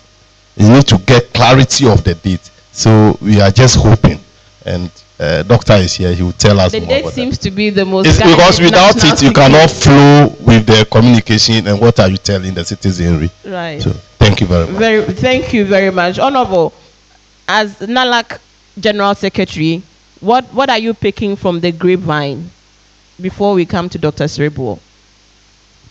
Yes, this year's election, it must happen. It must happen for several reasons. The first reason is that we have to deepen our local democracy. And the second point is that when assembly members' term of office elapses, the period between the expiration and the swearing in of a new assembly members is problematic. The point is that the assembly don't only approves budgets or action plans, but they are also there to monitor, demand accountability. And that is why assembly meetings, chief executive, who is the head of the executive committee, comes to the assembly to brief them about the development. You understand? So when it comes to approval, as it has been, in September, the approvals will be done. It means that when the approvals are done, the annual action plan and then the budget are done in September, it means that it has to wait till next September for it to be done. So that lacuna there. But the point is that where will be the assembly members to provide that watchdog role, monitoring role, and demand accountability of execution? That has been a problem. And that is why we of NALAC think that it should come. The elections should happen in order. If not, supervision at the assembly in terms of legislative and the monitoring is a problem. I also have additional things. Situations where assembly is dissolved, before the next district assembly election is also not good. Because district assembly is a smaller parliament. Parliament dissolves a night before another swearing in, so that you don't create a vacuum. But the assemblies are dissolved at times in September, at times in October, waiting up till December for elections. Then the question is that 3 months, who supervises the assembly? Because the assembly has a monitoring role to play. Who does that? So, and that is why we are saying that December will be 4 years exactly where we should have district assembly elections so that in January we can hand over to them. And I think that we respectfully implore the Electoral Commission to spare us with this nightmare because we are not ready for it. So, Dr. Siribo, I think the big question, the big elephant with an umbrella on top in this room this afternoon is when will the district level and unit committee elections happen? Thank you very much. Good evening to everybody and greetings from the Electoral Commission. I will say that last year November we submitted our budget and our timetable to Parliament for approval. The budget was approved. But if you remember, we were thinking of developing a new CI, as Dr. Debrek said, and I used to be with him. He was a resource officer in the Electoral Commission. I was also, and now I was and still within the Electoral Commission. So, Prof, whatever you said, it's an inside information, so we appreciate it. For now, as you are all aware that we are having challenge with the proposed new CI, because we were saying that due to the abuse of the guarantor system, we wanted to take it off. And that reflected in the program that we submitted to Parliament with the budget. Now that is becoming an issue, I want to assure all of you that God willing, we will have the election this year. So my office, I'm talking with electoral services, has the responsibility to appropriate the table. Yeah. I've done that and submitted to the commission, and I'm hoping that the commission will meet on it within next week, and a detailed timetable will come up. But this is not 3rd October we are looking at. So,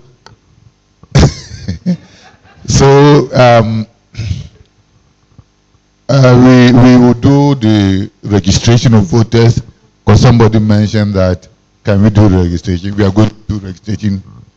If you go by the statistical service data, every year about 418. So by our estimation, every year it's a maximum of 500. So if you take 2021, 2022, 2023, we're expecting that we'll raise around 1.5.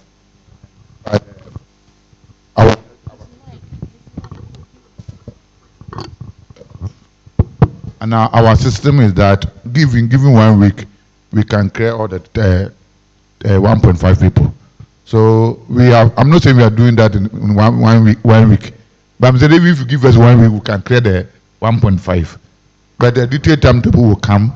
It will use more than 1 week, and we'll do the registration, we'll do the exhibition, and conduct the election this year.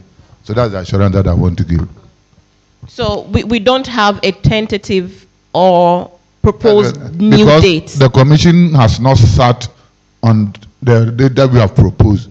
I cannot discuss it in the sense that when the commission meets, the commission can decide to review it. But I am 100% sure that we'll do a registration, exhibition, and election all within this year. Towards December, we should expect. So yes. The election will happen in December. I've not said that, but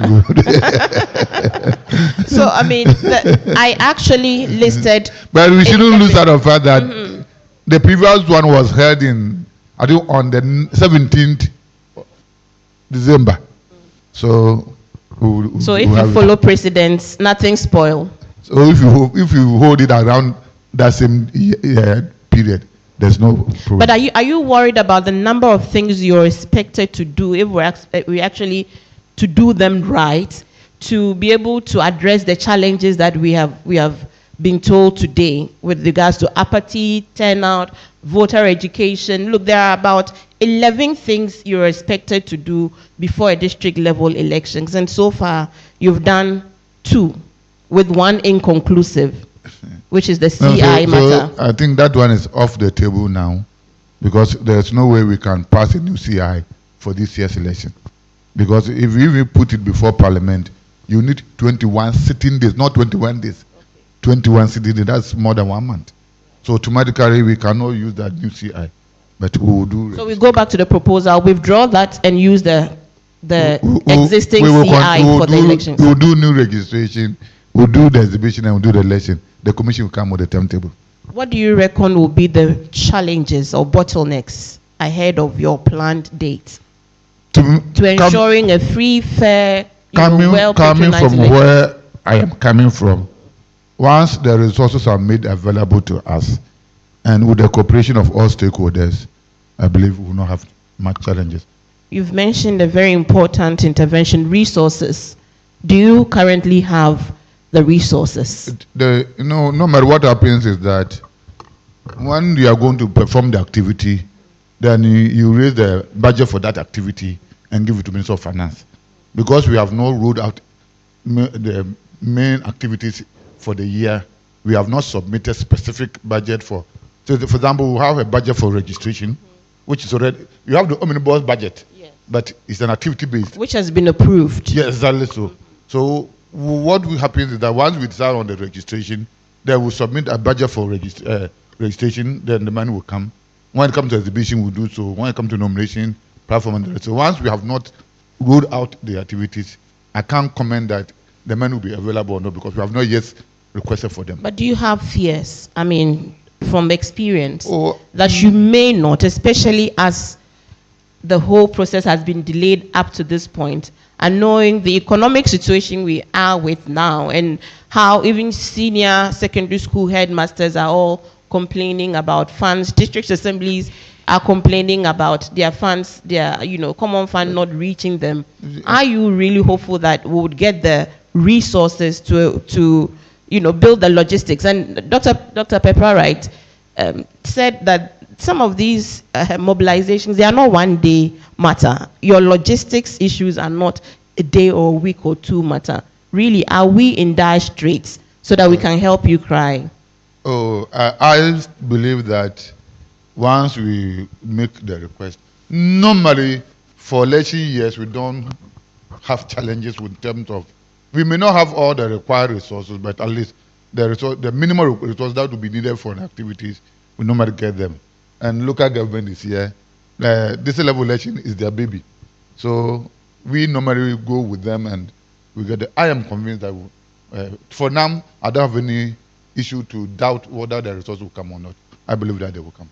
So, Nalak, what do you make of the comments? Are you assured, or you think we're still in a bad place? I believe that we will have the elections. Yes, because in 2019, we visited the Electoral Commission office for a discussion, and they were very frank with us, and it happened. So we were there, I think last 2 weeks or so, yes, with the Electoral Commission to have a discussion in connection with the elections. And he said this very statement. At that time, they have not made a suggestion to the commissioner, and now it has been done. So I believe that it will be. In fact, I must even say that most of our assembly members were not in favor of the October elections. They were not. Because the point is that you elect me in December, then you want to cut short my term of office by October. So in our national platforms and what are these things, they were not happy for the elections in October because that would cut the other side. And immediately, even before the elections are held as practiced, they will dissolve assembly even before elections are held. So which means that naturally their term of office will have ended earlier than the October instead of January. So they were not in support, honestly, from members. Mr. Brampa is shaking his head. Is there any input you want to make? So sorry, you, Dr. Sribo. Yes, I saw you shaking your head. It looks like, let's hear what Dr. Sribo wants to. Okay. Oh? Yeah, I wanted to say that holding the election in October does not mean that your tenure has come to an end. In some countries, you can hold the election 3 months prior to the end of that. Yes, exactly. So the issue is that looking at resources and the rest, it is not good for us to normally shift our budget. No, if it is done in December, the budget will run to the next year, and you lose some of the resources. So it is better you normally do it early enough for you to get all your resources and do the payments before. Because, for example, if you take 2019, we struggled to pay some of our officials because it was late. We have to, and Minister of Finance will tell you that once the year ends, everything has ended. So you have to carry the budget to the people who to go against the next year's budget. That's why we wanted to come early. It doesn't necessarily mean that we were going to cut short. We are no, Shamima, I'm not saying that the Electoral Commission. My point was our experience of how it happens. And I've been an assembly member since from 2002 to 2012. And any time we're going to have elections, assemblies are dissolved before elections are held. And we think that that is actually not right, just as Doctor said. But the point that has been an experience, so from a practitioner, he doesn't want to experience that. That is why assembly members were saying that, not that it is not possible, it will be possible. Because elections are held for a month or more before, with the parliamentary elections, before they hand over. And so I'm happy that Ministry of Local Government, Decentralization and Rural Development is here. So that he will take note. That is the concern of assembly members, that after elections or even before elections, assembly should not be dissolved, until the ministry is prepared, to induct new assembly members into office. Maybe some few days before that, then the assembly members can. Other than that, assembly members have always done less than 4 years in their term of office. Very well. Samuel, so, obviously, we seem to have a framework now, even though Dr. Cerebro hasn't confirmed. So, if we assume that the election will happen in December, give us a picture of what your institution will be doing now in the lead up to address the concerns that we have heard here today. Okay, thank you very much. So I want to also put on record that in as much as you've not heard the of the ministerial elections and on, we have met the Bosman and Samuel Tete on the 1st of August, asking similar questions that we are asking today. So we have had an engagement, and there were assurances that it will happen. So there are a number of activities that we have lined up. I'll give you our engagement. Usually, this is a routine thing that happens after every 4 years. So we are very conversant with it. We intended to meet NCC, ISD, that's Information Services Department of Ministry of Information, Regional Houses of Chiefs, National Houses of Chiefs, Regional Coordinating Councils. As a matter of fact, the plan is that we don't have to sit in Accra and try to do everything from Accra. So we have a comprehensive budget and plan towards devolving the activities at the local level and the sub-district levels. And it's at plan level as we speak? Yes. It's in the pipeline? No, we actually have it. Because some of these things, you need to be clear with the Electoral Commission. Right. So once you hit the road, you have administrative instructions, MMDs, do this, do this. What are they doing? They don't have the calendar. What are they telling the society? So one that we get clarity, and during that meeting, it came to the fore. They will communicate to us on the registration period and all the things that matter, and for us to start issuing administrative instructions through the regional coordinating councils.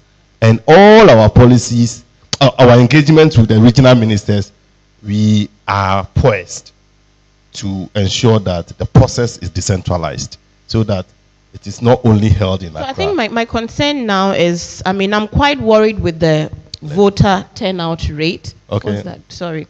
And the fact that public education and awareness and behavioral change doesn't happen overnight, which means that even if we're not aware of the specific date of the election, the task of educating people to become more aware about the district assembly elections that are coming up, the importance of the district assembly, are not things that we should wait for a date to commence. Not so.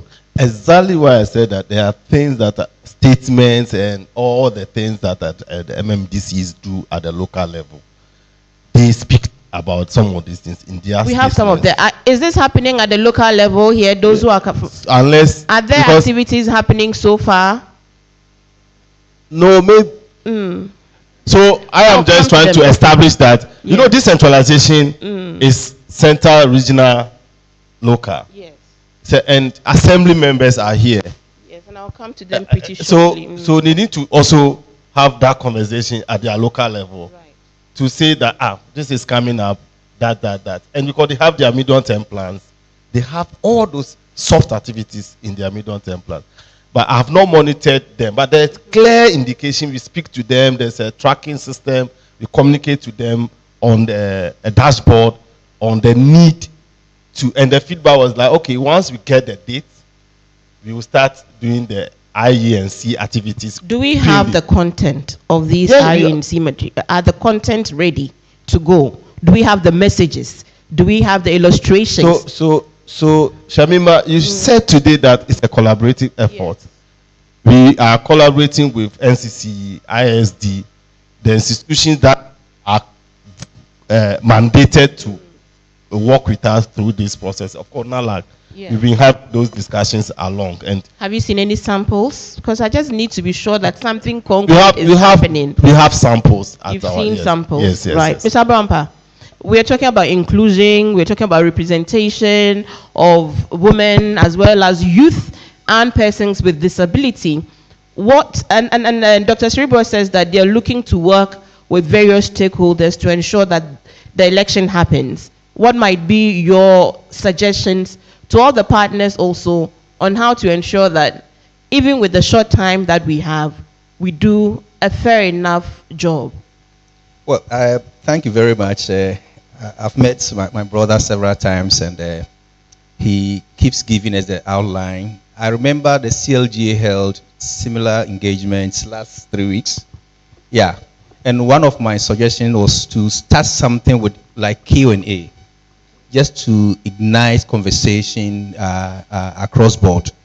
Simple brochures like, do you know district level elections is going to be held this year? Do you know how many people are able? Something in the public domain for people to start thinking, even before the date comes.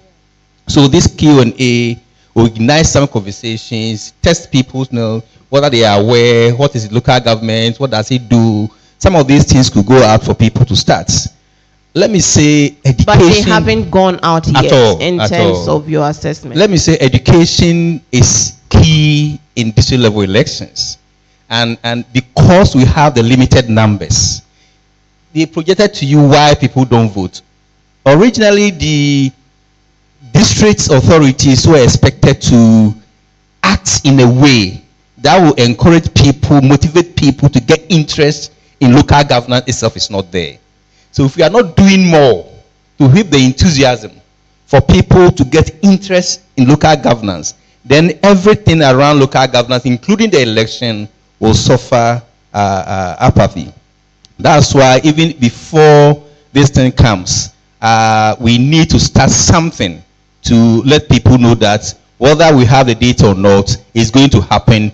This is what is local government elections. Who will you suggest to be the primary institutions to lead this work. The Parents Ministry, which is the Ministry of Local Government, Decentralization and Rural Development. That's the Parent Ministry. In fact, I say on platform that Electoral Commission can say, I don't care because the election is not for him. The Electoral Commission conducts the district level election for Ministry of Local Government.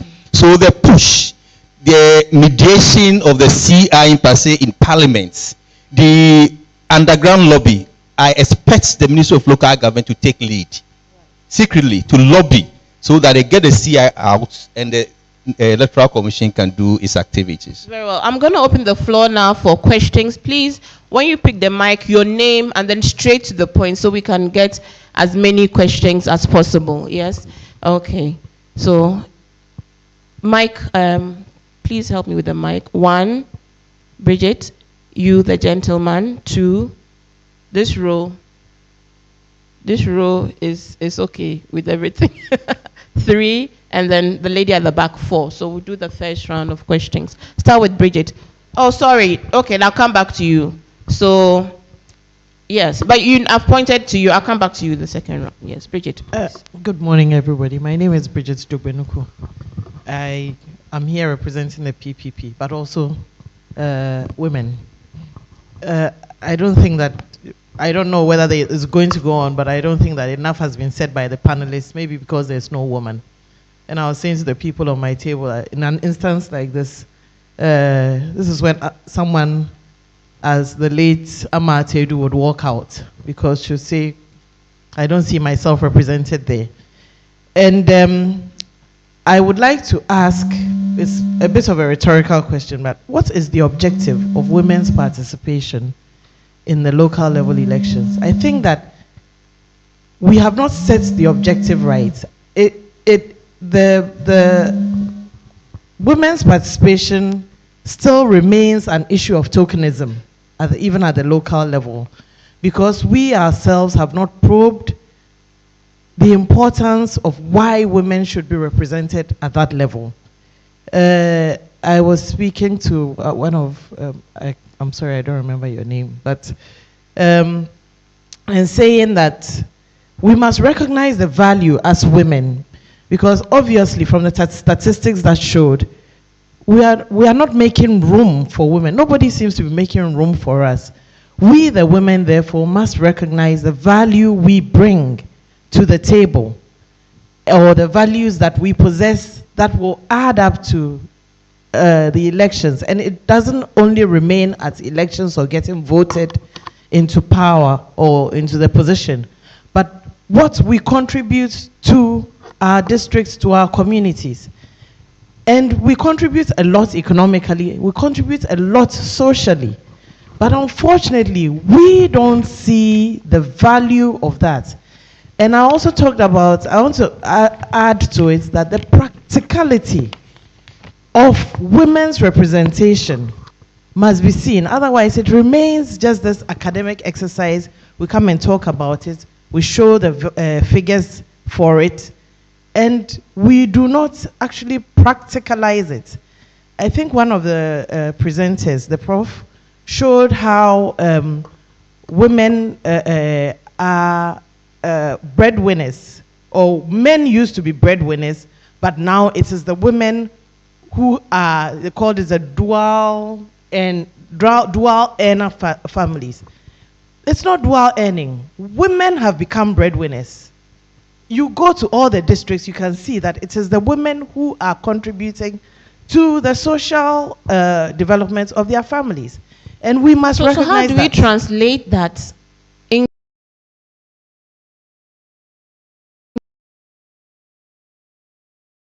to the woman?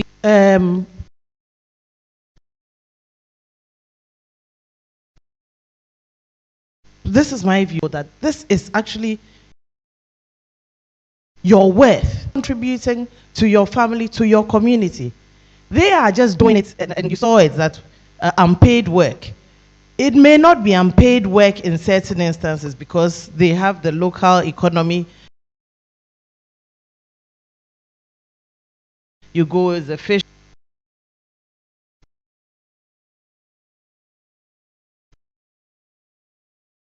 But where, well, where some do of we these start?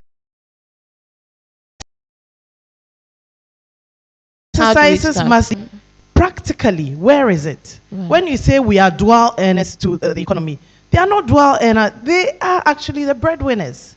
Now. Thank you, Bridget. Yes, gentlemen, you may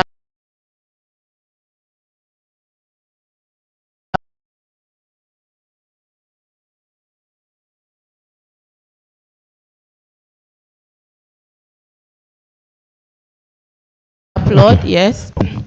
You said Ikranza North and South will not be putting in the upcoming district level election.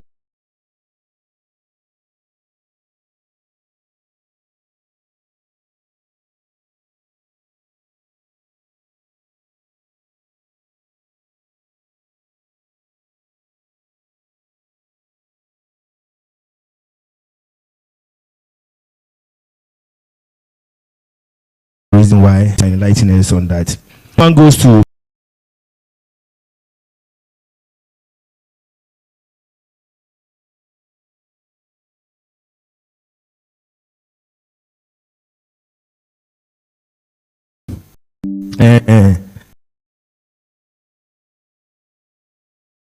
please, has there been any by-election for district level?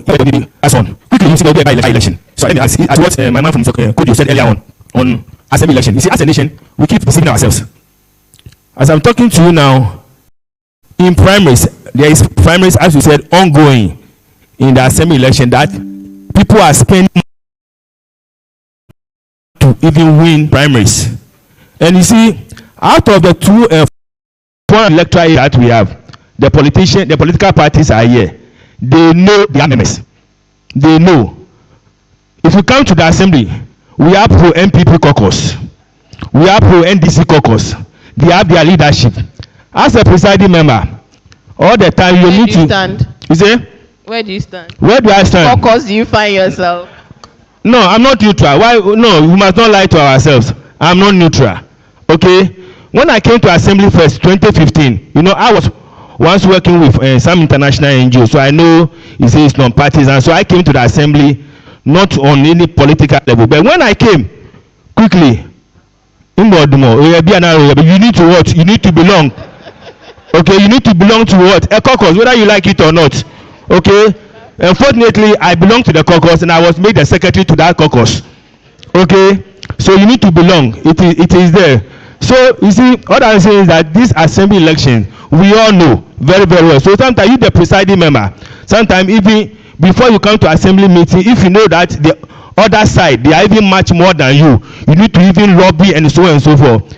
And then you see, this go to the researchers. So, sorry, are you for the partisan election? Yes, I'm in for the partisan election. So to me, let's not be deceiving ourselves and let's go for the partisan election. Thank you very much. Very important questions you've raised, and I'm sure the EC and the NALAG would address them. Yes, please.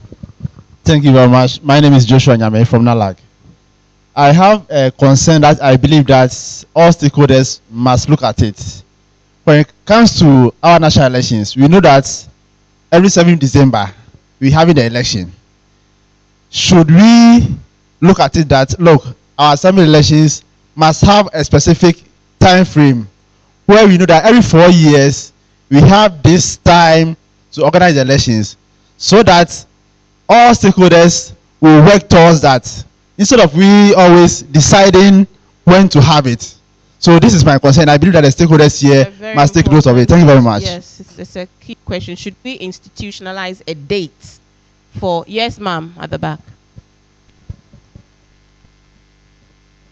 You didn't clap for him. Why? Clap for him. Hi, I'm Ophelia, and I'm a certified clinical health psychologist. Can you hear Ophelia? Okay, I'm Ophelia, and I'm a certified clinical health psychologist, and I'm a woman empower advocate. Now, my concern is what processes are currently in place to determine the mental state, emotional, and psychological state of our politicians. Second, will there be a point... Second, will there be a point in Ghana where we will require our politicians and prospective politicians to undergo a psychological or mental evaluation before we allow them to run our office. I ask this because there are so many evidences of not having our politicians undergo any form of psychological well-being, and their activities as a psychologist, I see that they have some personality traits and also some disorders that do not help them to discern in our matters. And so a lot of times we have the same behavior, and you spoke about behavioral modification. So if our leaders, for me, I had to go through some form of psychological evaluation to be hired at my job place. And I know some of you have undergone some psychological evaluations because we need to understand where they stand. It's not as if we would stigmatize them, but we just need to know where they stand so that we can understand if they are behaving in a certain way. Thank you. All those in favor of All those in favor of psychological evaluation for MP, say aye.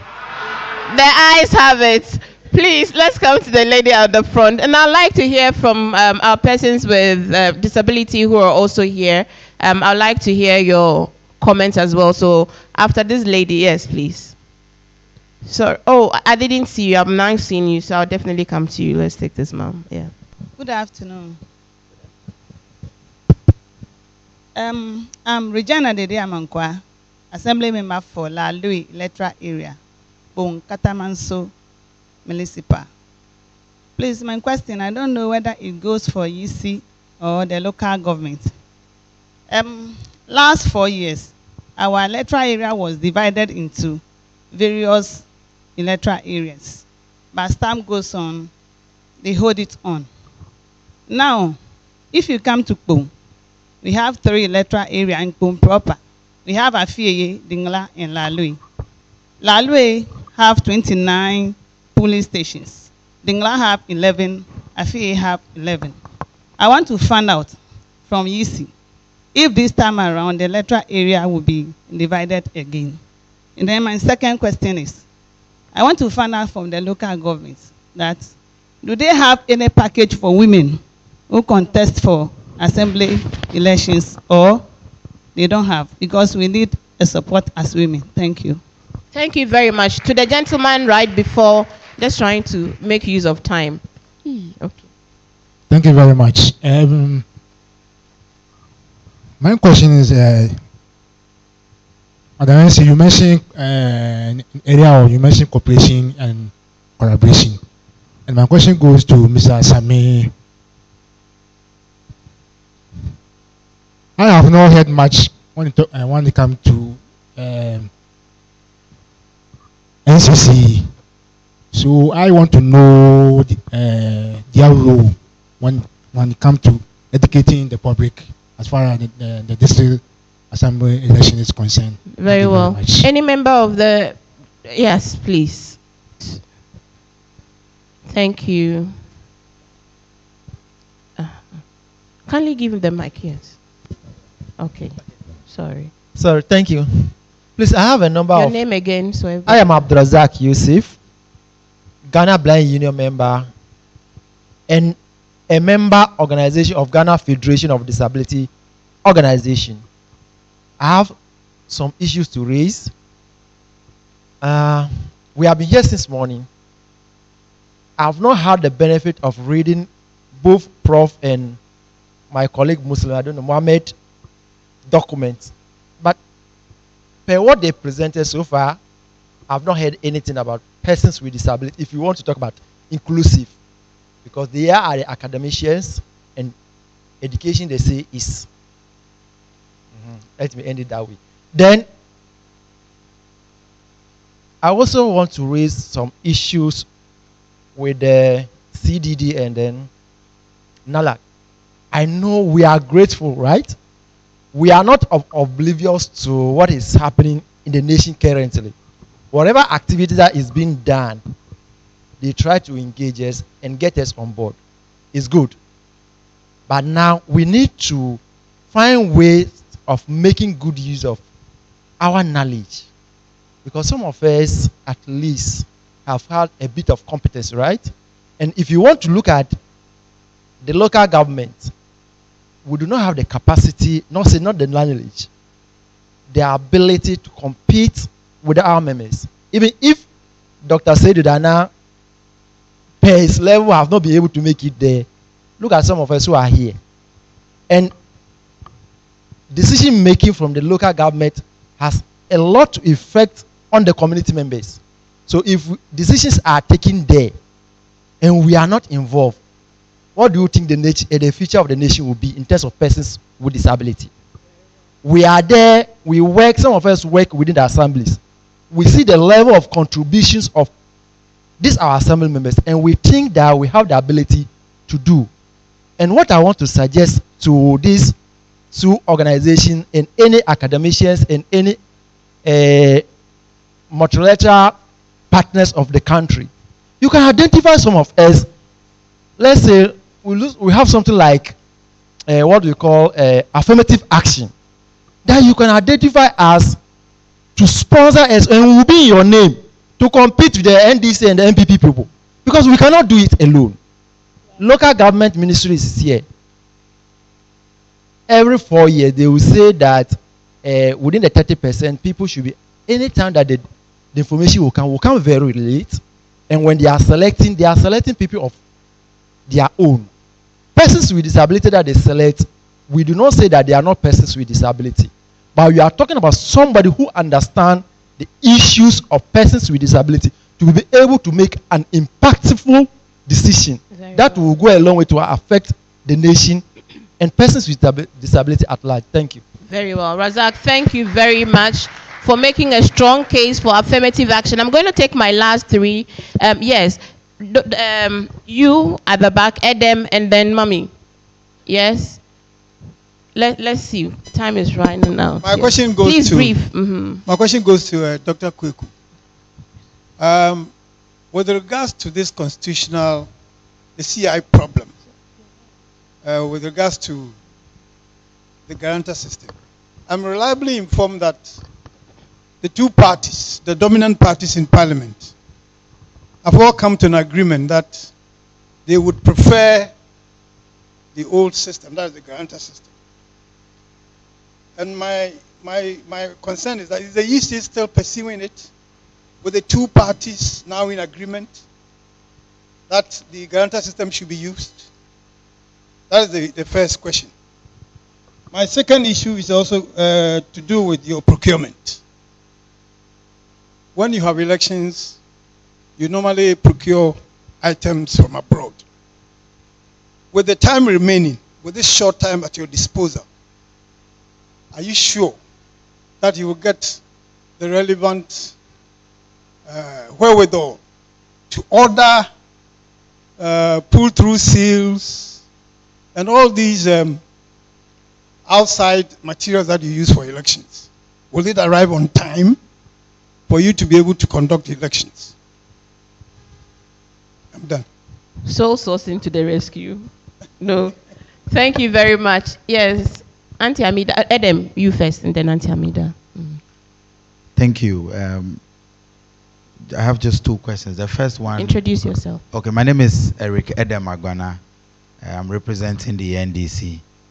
My first comment has to do with the issue of women representation at the district assembly or the assembly elections.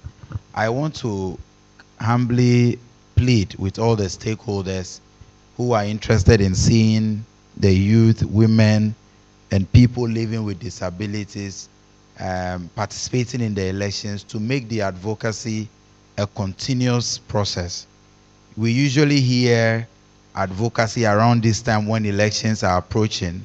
Then after the elections are done, all the voices about women participation will go down again. Then the next 4 years we have election, it comes. But the reality is that as we speak today, people are even negotiating who should contest assembly elections in the next election.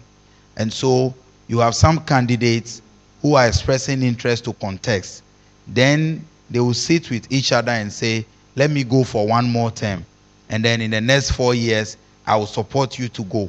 So when the negotiation does not become a continuous process, my electoral area, we are yet to elect the next assembly member, but I already know who will be contesting to replace that person in the next 4 years.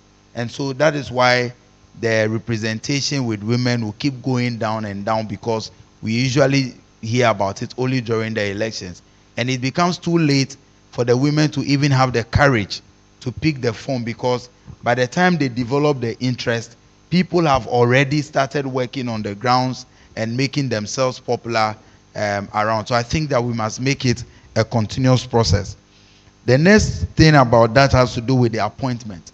If indeed governments are committed to increasing women participation, the appointments of the appointees to the assembly, we should have the political parties making some commitment that because we are getting lower participation within the electoral process, why don't we commit majority of the appointments to women or to people living with disability?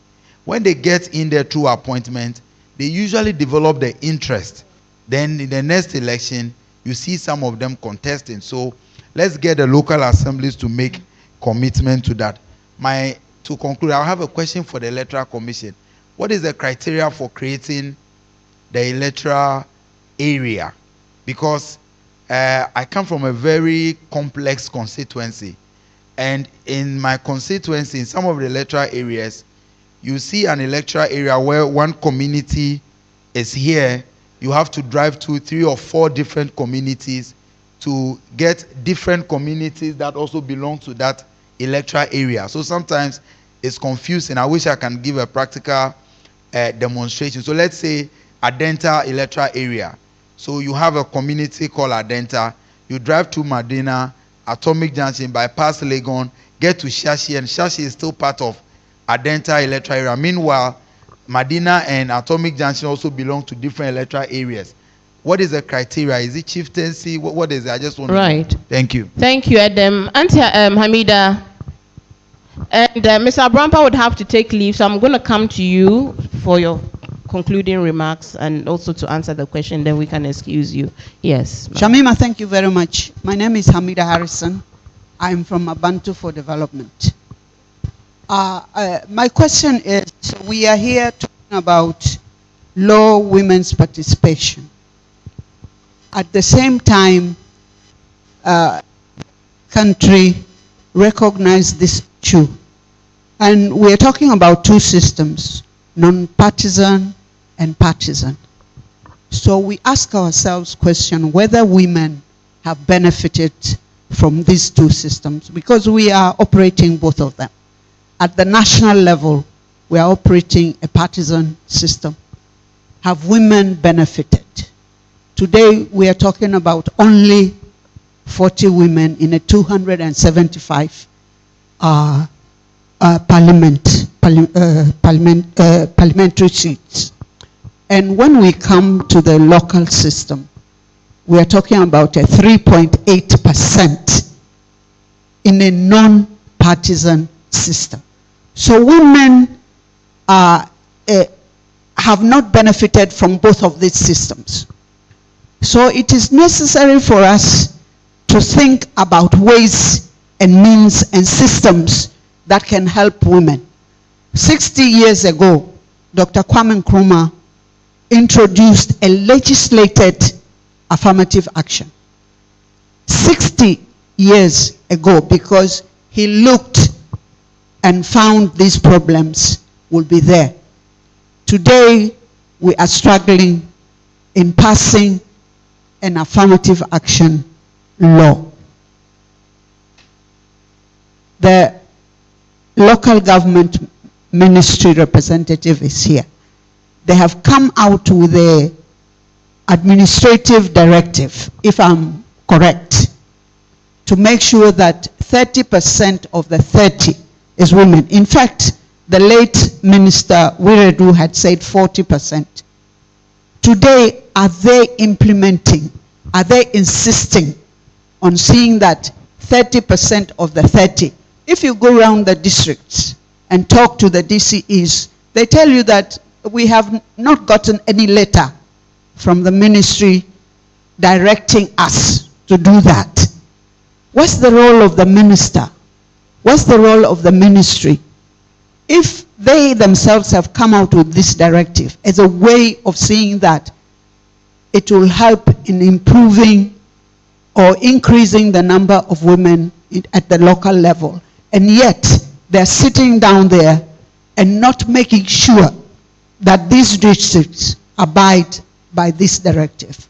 And they themselves, they are not even sending the letter after each election requiring that the district chief executives abide by this directive. Thank you very much. Thank you so very much. And because two of my panel members have to go, please allow for me to come to them. I acknowledge the presence of Dr. Kwesi Jonah and Honorable Inus of Husseini as well. And I'm sure I would give you some time to also make some remarks. Mr. Bramp, I'm going to start with you to address some of the questions and conclude with the way forward, some key actions that you think we should start implementing like yesterday. Yes, most of the questions were thrown to my brother's local government ministry and the Electoral Commission. Only one came, suggestion from my colleague, the PWD, that says CDD and other civil society organizations should start some programs, not to just invite PWDs to be participating, but active roles to them. I agree with them. At least if we had even one PWD here to give us insights as to how the effects on their limited percentage in the assemblies is doing for them, I think we have been good. It's good notification that we're going to pick it on board. In previous elections, we tried doing something of that sort together with the GFD, and I think we can do same. I have three conclusions, Shamima.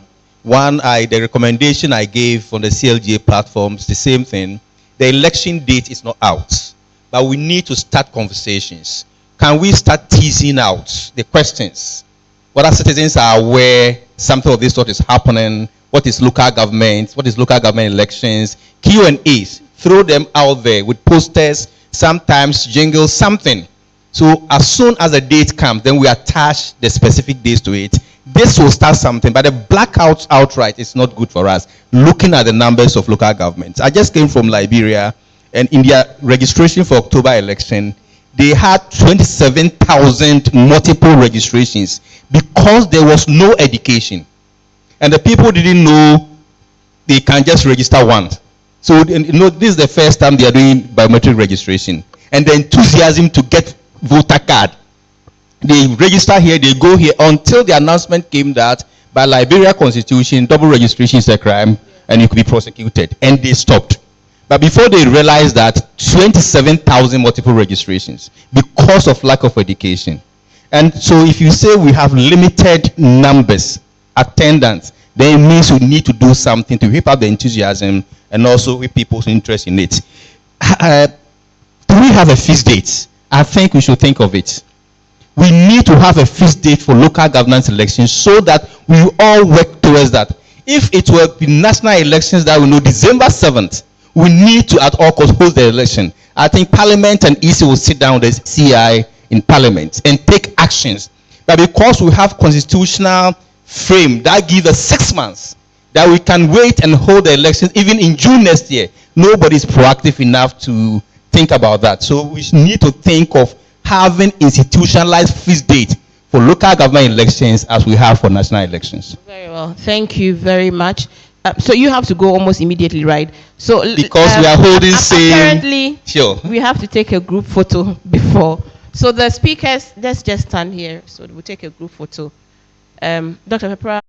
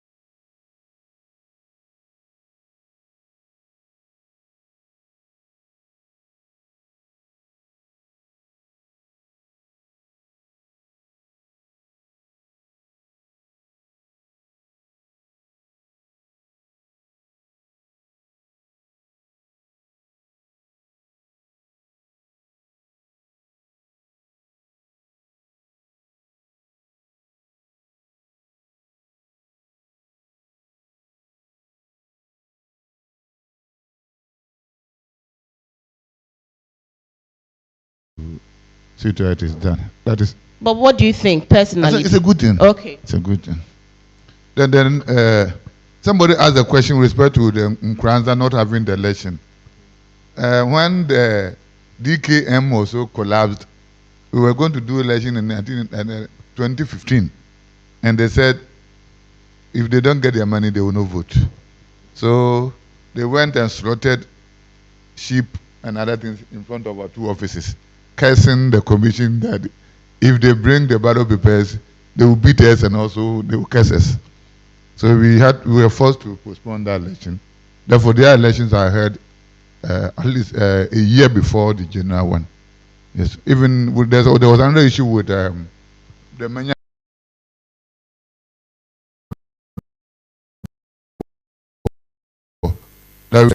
So probably by this election we can add them to, but the two Nkuranzas did not vote because of the DKM collapse. Then there was a question about by-elections for the areas. I joined the commission in 95, and I think we have done it only once. We have done it once, but why? So I mean, why? There's no commitment. There's no interest. What is it? Maybe local government can answer that. If the general elections, it is completely the baby of the electoral commission. But when it comes to DLE, we do that in collaboration with local government. Somebody was asked about whether there will be realignment of electoral areas this year. The answer is no. It's no in the sense that if you want to do alignment, you have to also come up with a CI. And the CI will mean that it should be in parliament for 21 sitting days. And look at the time that we have, automatically we can't pass any CI. So there will not be anything. Then Mr. Ahin, incidentally, he used to be the director of electoral services when I was a district officer. So he has occupied my seat before. Mr. Ahin, you were asking whether we are still going to go ahead with our new CI. For this year, I've already said that we don't have the time to pass any CI. So let's go by our programs and we'll look at it when we are done with this year's election. The next issue, we also asked about the procurement of materials. Fortunately, most of the materials that we will use are already in the system. Because the BVDs, whatever, they are not going to buy new equipment. So almost all the materials are locally produced, and either they have been procured or it's one of the reasons why I'm going for an evaluation. So we have started the process a long time ago. So I don't think we will have any challenges. Then somebody was asked what are the criteria for creating electoral areas. Basically, for all creations, the fundamental point is that 90% of which is given to land. So the size of the land, so it's given to population. Right. Then followed by the land size. Then we look at the traditional setups. So where there are difficulties in terms of linking the towns or polling stations, then you know that there are traditional litigation there. So if you want to say that this one should come with this, they will say no. I remember in 2015 I was in the Upper West. We wanted to create an electoral area for a place because it was an unwieldy electoral area.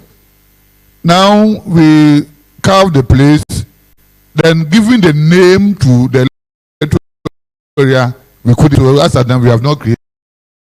So because one that in the Upper West they have what we call the Tindanens, who are the landowners and the traditional leaders. So the two towns, what name do we give? First, because the area they claim to be the settler is more than 200% the size of the traditional town. So initially we didn't know this, so we wanted to name it under and they used the big town's name for it. Then the smaller town came and said that they are the Tindanans. So we cannot use a foreign name for the electoral area. We agreed. Then we said that in that case we will combine the two names. That one to whose name should come first. The settlers say that they are the bigger populated place, so their name should be first. Then the Tinadans were also saying that we are the traditional owners of the land. So because of that, we couldn't create an electoral because we cannot give a name to it. So when you have such challenges, and incidentally, that type place I'm talking about is in Sisara East. The bypass the big town school to the next town. They walk for about more than 10 kilometers. Because the school is in the settlers' town, which is bigger than them. And they will not go to their settlers. So they will pass that town and go to school at the next place. So some of these traditional settings, they are serious challenges. That's why you see that you have to pass some police stations in different electoral areas. That is why if you take some naming of, if you take KE for example, it is this traditional area. Because technically, electoral commission will not name a constituency with 4 names. But which of them are you going to deliver? That's why I've commended Edina, Egua for a Brim district. So these are some of the challenges that we have when we come to demarcation. Thank you very much. I think My last question to you also, what 3 things or areas do you need, does the EC need support for to ensure that at least with the time that remains, we'll be able to do a good job? I think election is stakeholder ownership. So the first thing that all of us should contribute towards any form of election, be it district level or general election.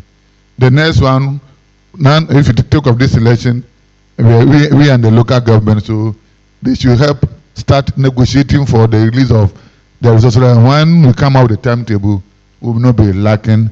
The next one will be the media. The media will need to help in giving the necessary publicity. I want to comment with respect to whether to go for political party district level election. Just about 2 weeks ago, I was doing staff auditing and office auditing of forest. I was in the Ashanti region, my small village where I was born and bred. I wonder, they were posted all over the place. And when you see the poster, you know where the candidate is coming from.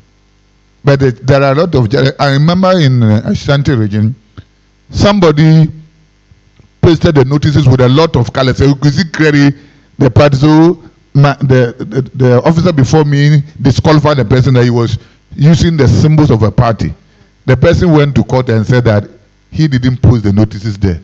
So it was the enemy who posted the notices. When clearly it was him. And the court gave judgment against the Electoral Commission because we didn't see him pasting the notices. So we should not be deceiving ourselves. Everybody here knows that this level election is partisan, whether we like it or not. Thank you. Thank you very much. When should we expect the timetable? I think I said it that God willing by next week it should be out. So we'll hold him to account. By next week, we should have a timetable for the district level elections. So Samuel, I'm coming to you now to also address your questions and some of the key issues. Yes. Should we let him go? Hey, they said no. Please, I beg on his behalf. He has a meeting to go to. Yes. Evaluation for the very thing that you are asking for. So if you don't want me to go, you don't want the election to take place. We want. So please, let's give him a round of applause. We appreciate your time. I mean, you've been with us since morning. Thank you so much, sir. Right, Samuel. I think most of the issues that were raised were more of some suggestions that we can pursue as a matter of fact. And Abantu for Women, we've been doing this together over the years. And Madam, I think I've worked with you 2012, 2014 and all that, so this level elections. But the most important thing is that we should know that it is not the district chief executives that appoint the assembly members by law. And all these assembly members that are appointed are in consultation with the chiefs. The chiefs, the traditional authorities. So everybody knows somebody within the jurisdiction of a district assembly. During those consultations, what names do they submit? During those consultations with the political leadership, which names do they submit to the political leadership to take decisions on? I leave it. I hope you are getting, because there's always consultation with the chiefs on the appointment of assembly members. Whatever it is, everything is political decision anyway. I'm a technical person. But in submitting the assembly members for them to be appointed, how are the names submitted? I don't know. Oh, well, you know. I think what I meant is that when they come for consultation with the chiefs in our various areas of jurisdiction, It doesn't come with women names. I don't know which names come from the typical areas where women are marginalized. Yes. You understand what I'm trying to say? Second, do women naturally, I've worked in the assembly before, I worked in the RCC before. When you are talking to people who are learned like us, they say the council people, they are doing their thing. What interest? So the demand and the supply side. Interest in local governance. Right. Do you tender yourself? And I heard Professor speaking, he was talking about when you go campaign for candidate, but you yourself should also campaign for yourself. Yeah. All of us here, we should be able to tender ourselves and campaign for ourselves. All of us have mates who will say that, Seth is going to be assembly member. Okay, let's have a platform and support him. So it is not expecting an aspirant in another abstract manner, but you yourself tendering yourself in local governance. Next steps, yes. Next steps, district level elections is a collaborative and cooperation, and we can't do it alone. That is why we are thanking CDD and the support from GIZ, and that's the reason why we are also here to partner. And there's a need to decentralize the processes. So we will push for that, and then we will work with NCC. Somebody talked about NCC. We are already working with them. We're having the discussion with them. Very soon, the jingles, the Q&A, and all the issues that needed to be done. I'll be watching. Will be done. And I'll keep you posted. Yes, Thank please. you very much. Honorable, to your members, what should they be doing now? I think to answer Honorable Presiding Member's question, in Cranston North and South.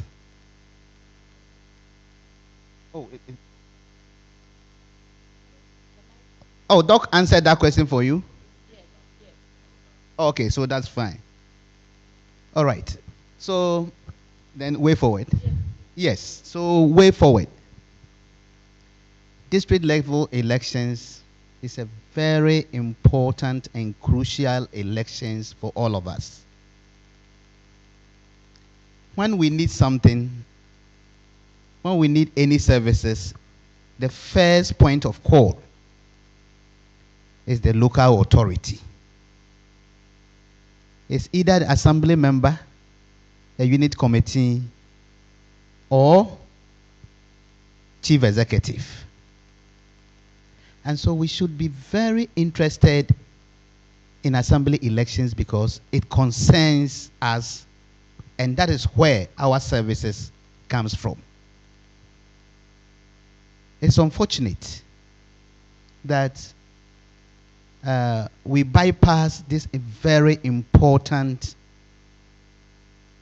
assignment and concerns ourselves at the center, where we may not even see them. How many times do we see our members of parliament that we elect from the center? But wherever we go, we see assembly member, we see unit committee members, we see chief executives, and that is where our solution of our problems are. We know from Electoral Commission now, although he hasn't categorical, that the elections will take place in December. Please, let us help in the sensitization. NALAC is doing a number of activities to support. Currently, we are partnering with GIZ to provide capacity to 315 women who have put out themselves to contest this year's elections. We have that figure. We are also working with the Federation of Canadian Municipalities, to mainstream gender and also to support the representation bid, of which this election is very prominent in it. And we have also identified a number of them. We've done some activities with the political parties because although they are not to support or endorse candidates, they become gatekeepers as far as these elections are concerned.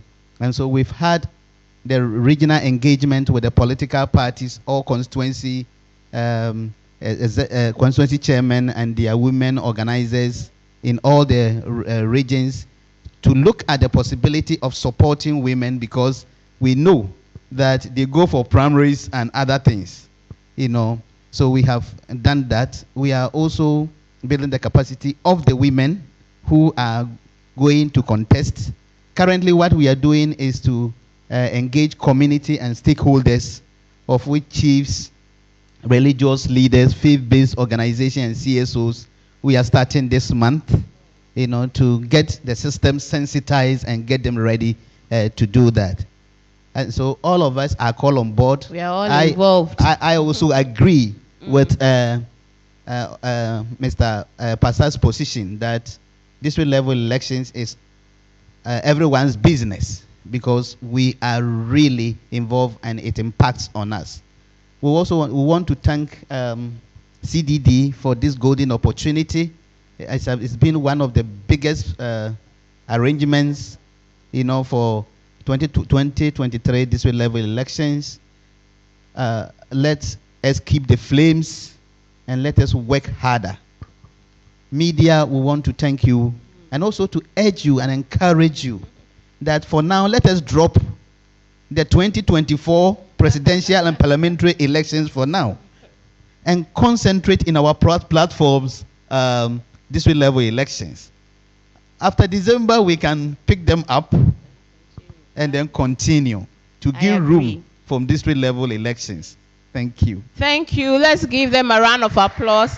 Apparently, there's an entire group photo. Please, everybody just come and let's take one group photo so that you would have evidence that everybody just come.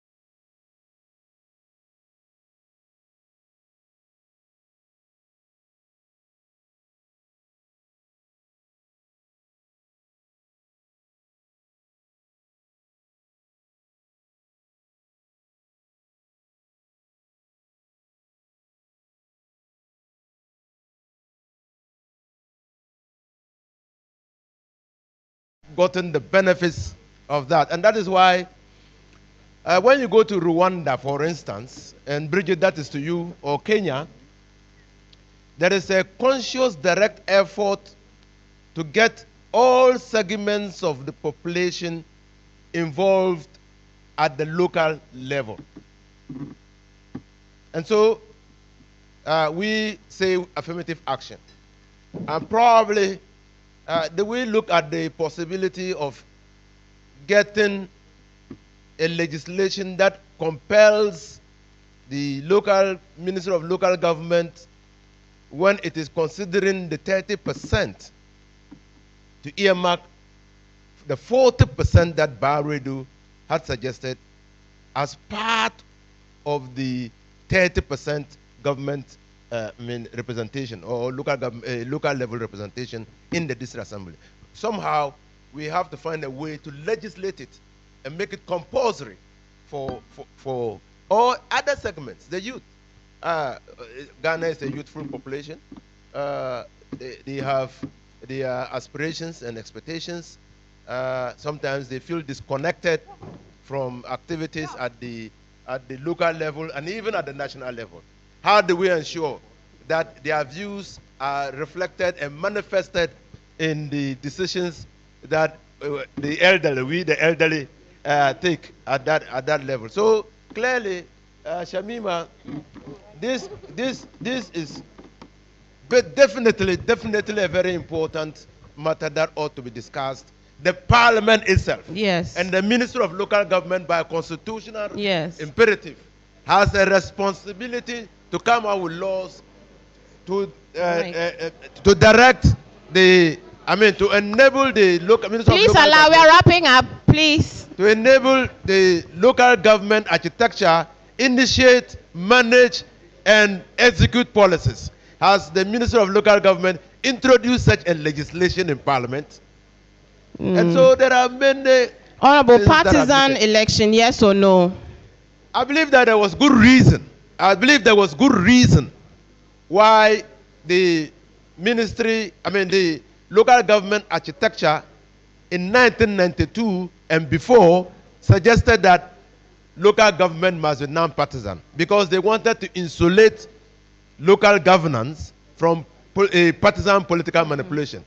But since we've been caught by time, and the development, because everybody now talks about politics. That is why, while I was in Parliament, I supported from the minority side the decision to elect chief executives, because that will make them more accountable. Even if you can't hold them accountable while in office, there is that political accountability that comes at the end of tenure.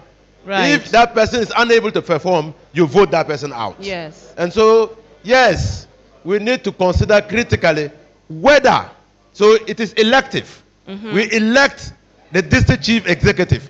Do we do that on partisan basis? Do we? Do we do that Honorable, on I'm partisan? asking you, do we personally? What do you think? I have no view on this matter. Oh, you should. Honorable, we are interested in your view. I have no view on this matter, except that I think that under any arrangement at all, electing a district chief executive by universal adult suffrage imposes a responsibility on the district chief executive to perform, right, or be voted out of office. Thank you. And like I said, there must be reason why the local governance architecture was initially designed as a non-partisan arrangement. And the CDD research actually said that yes, Ghanaians wanted elections, but not on partisan basis. Wow, thank you very much. A round of applause. And please, I would like to personally say thank you.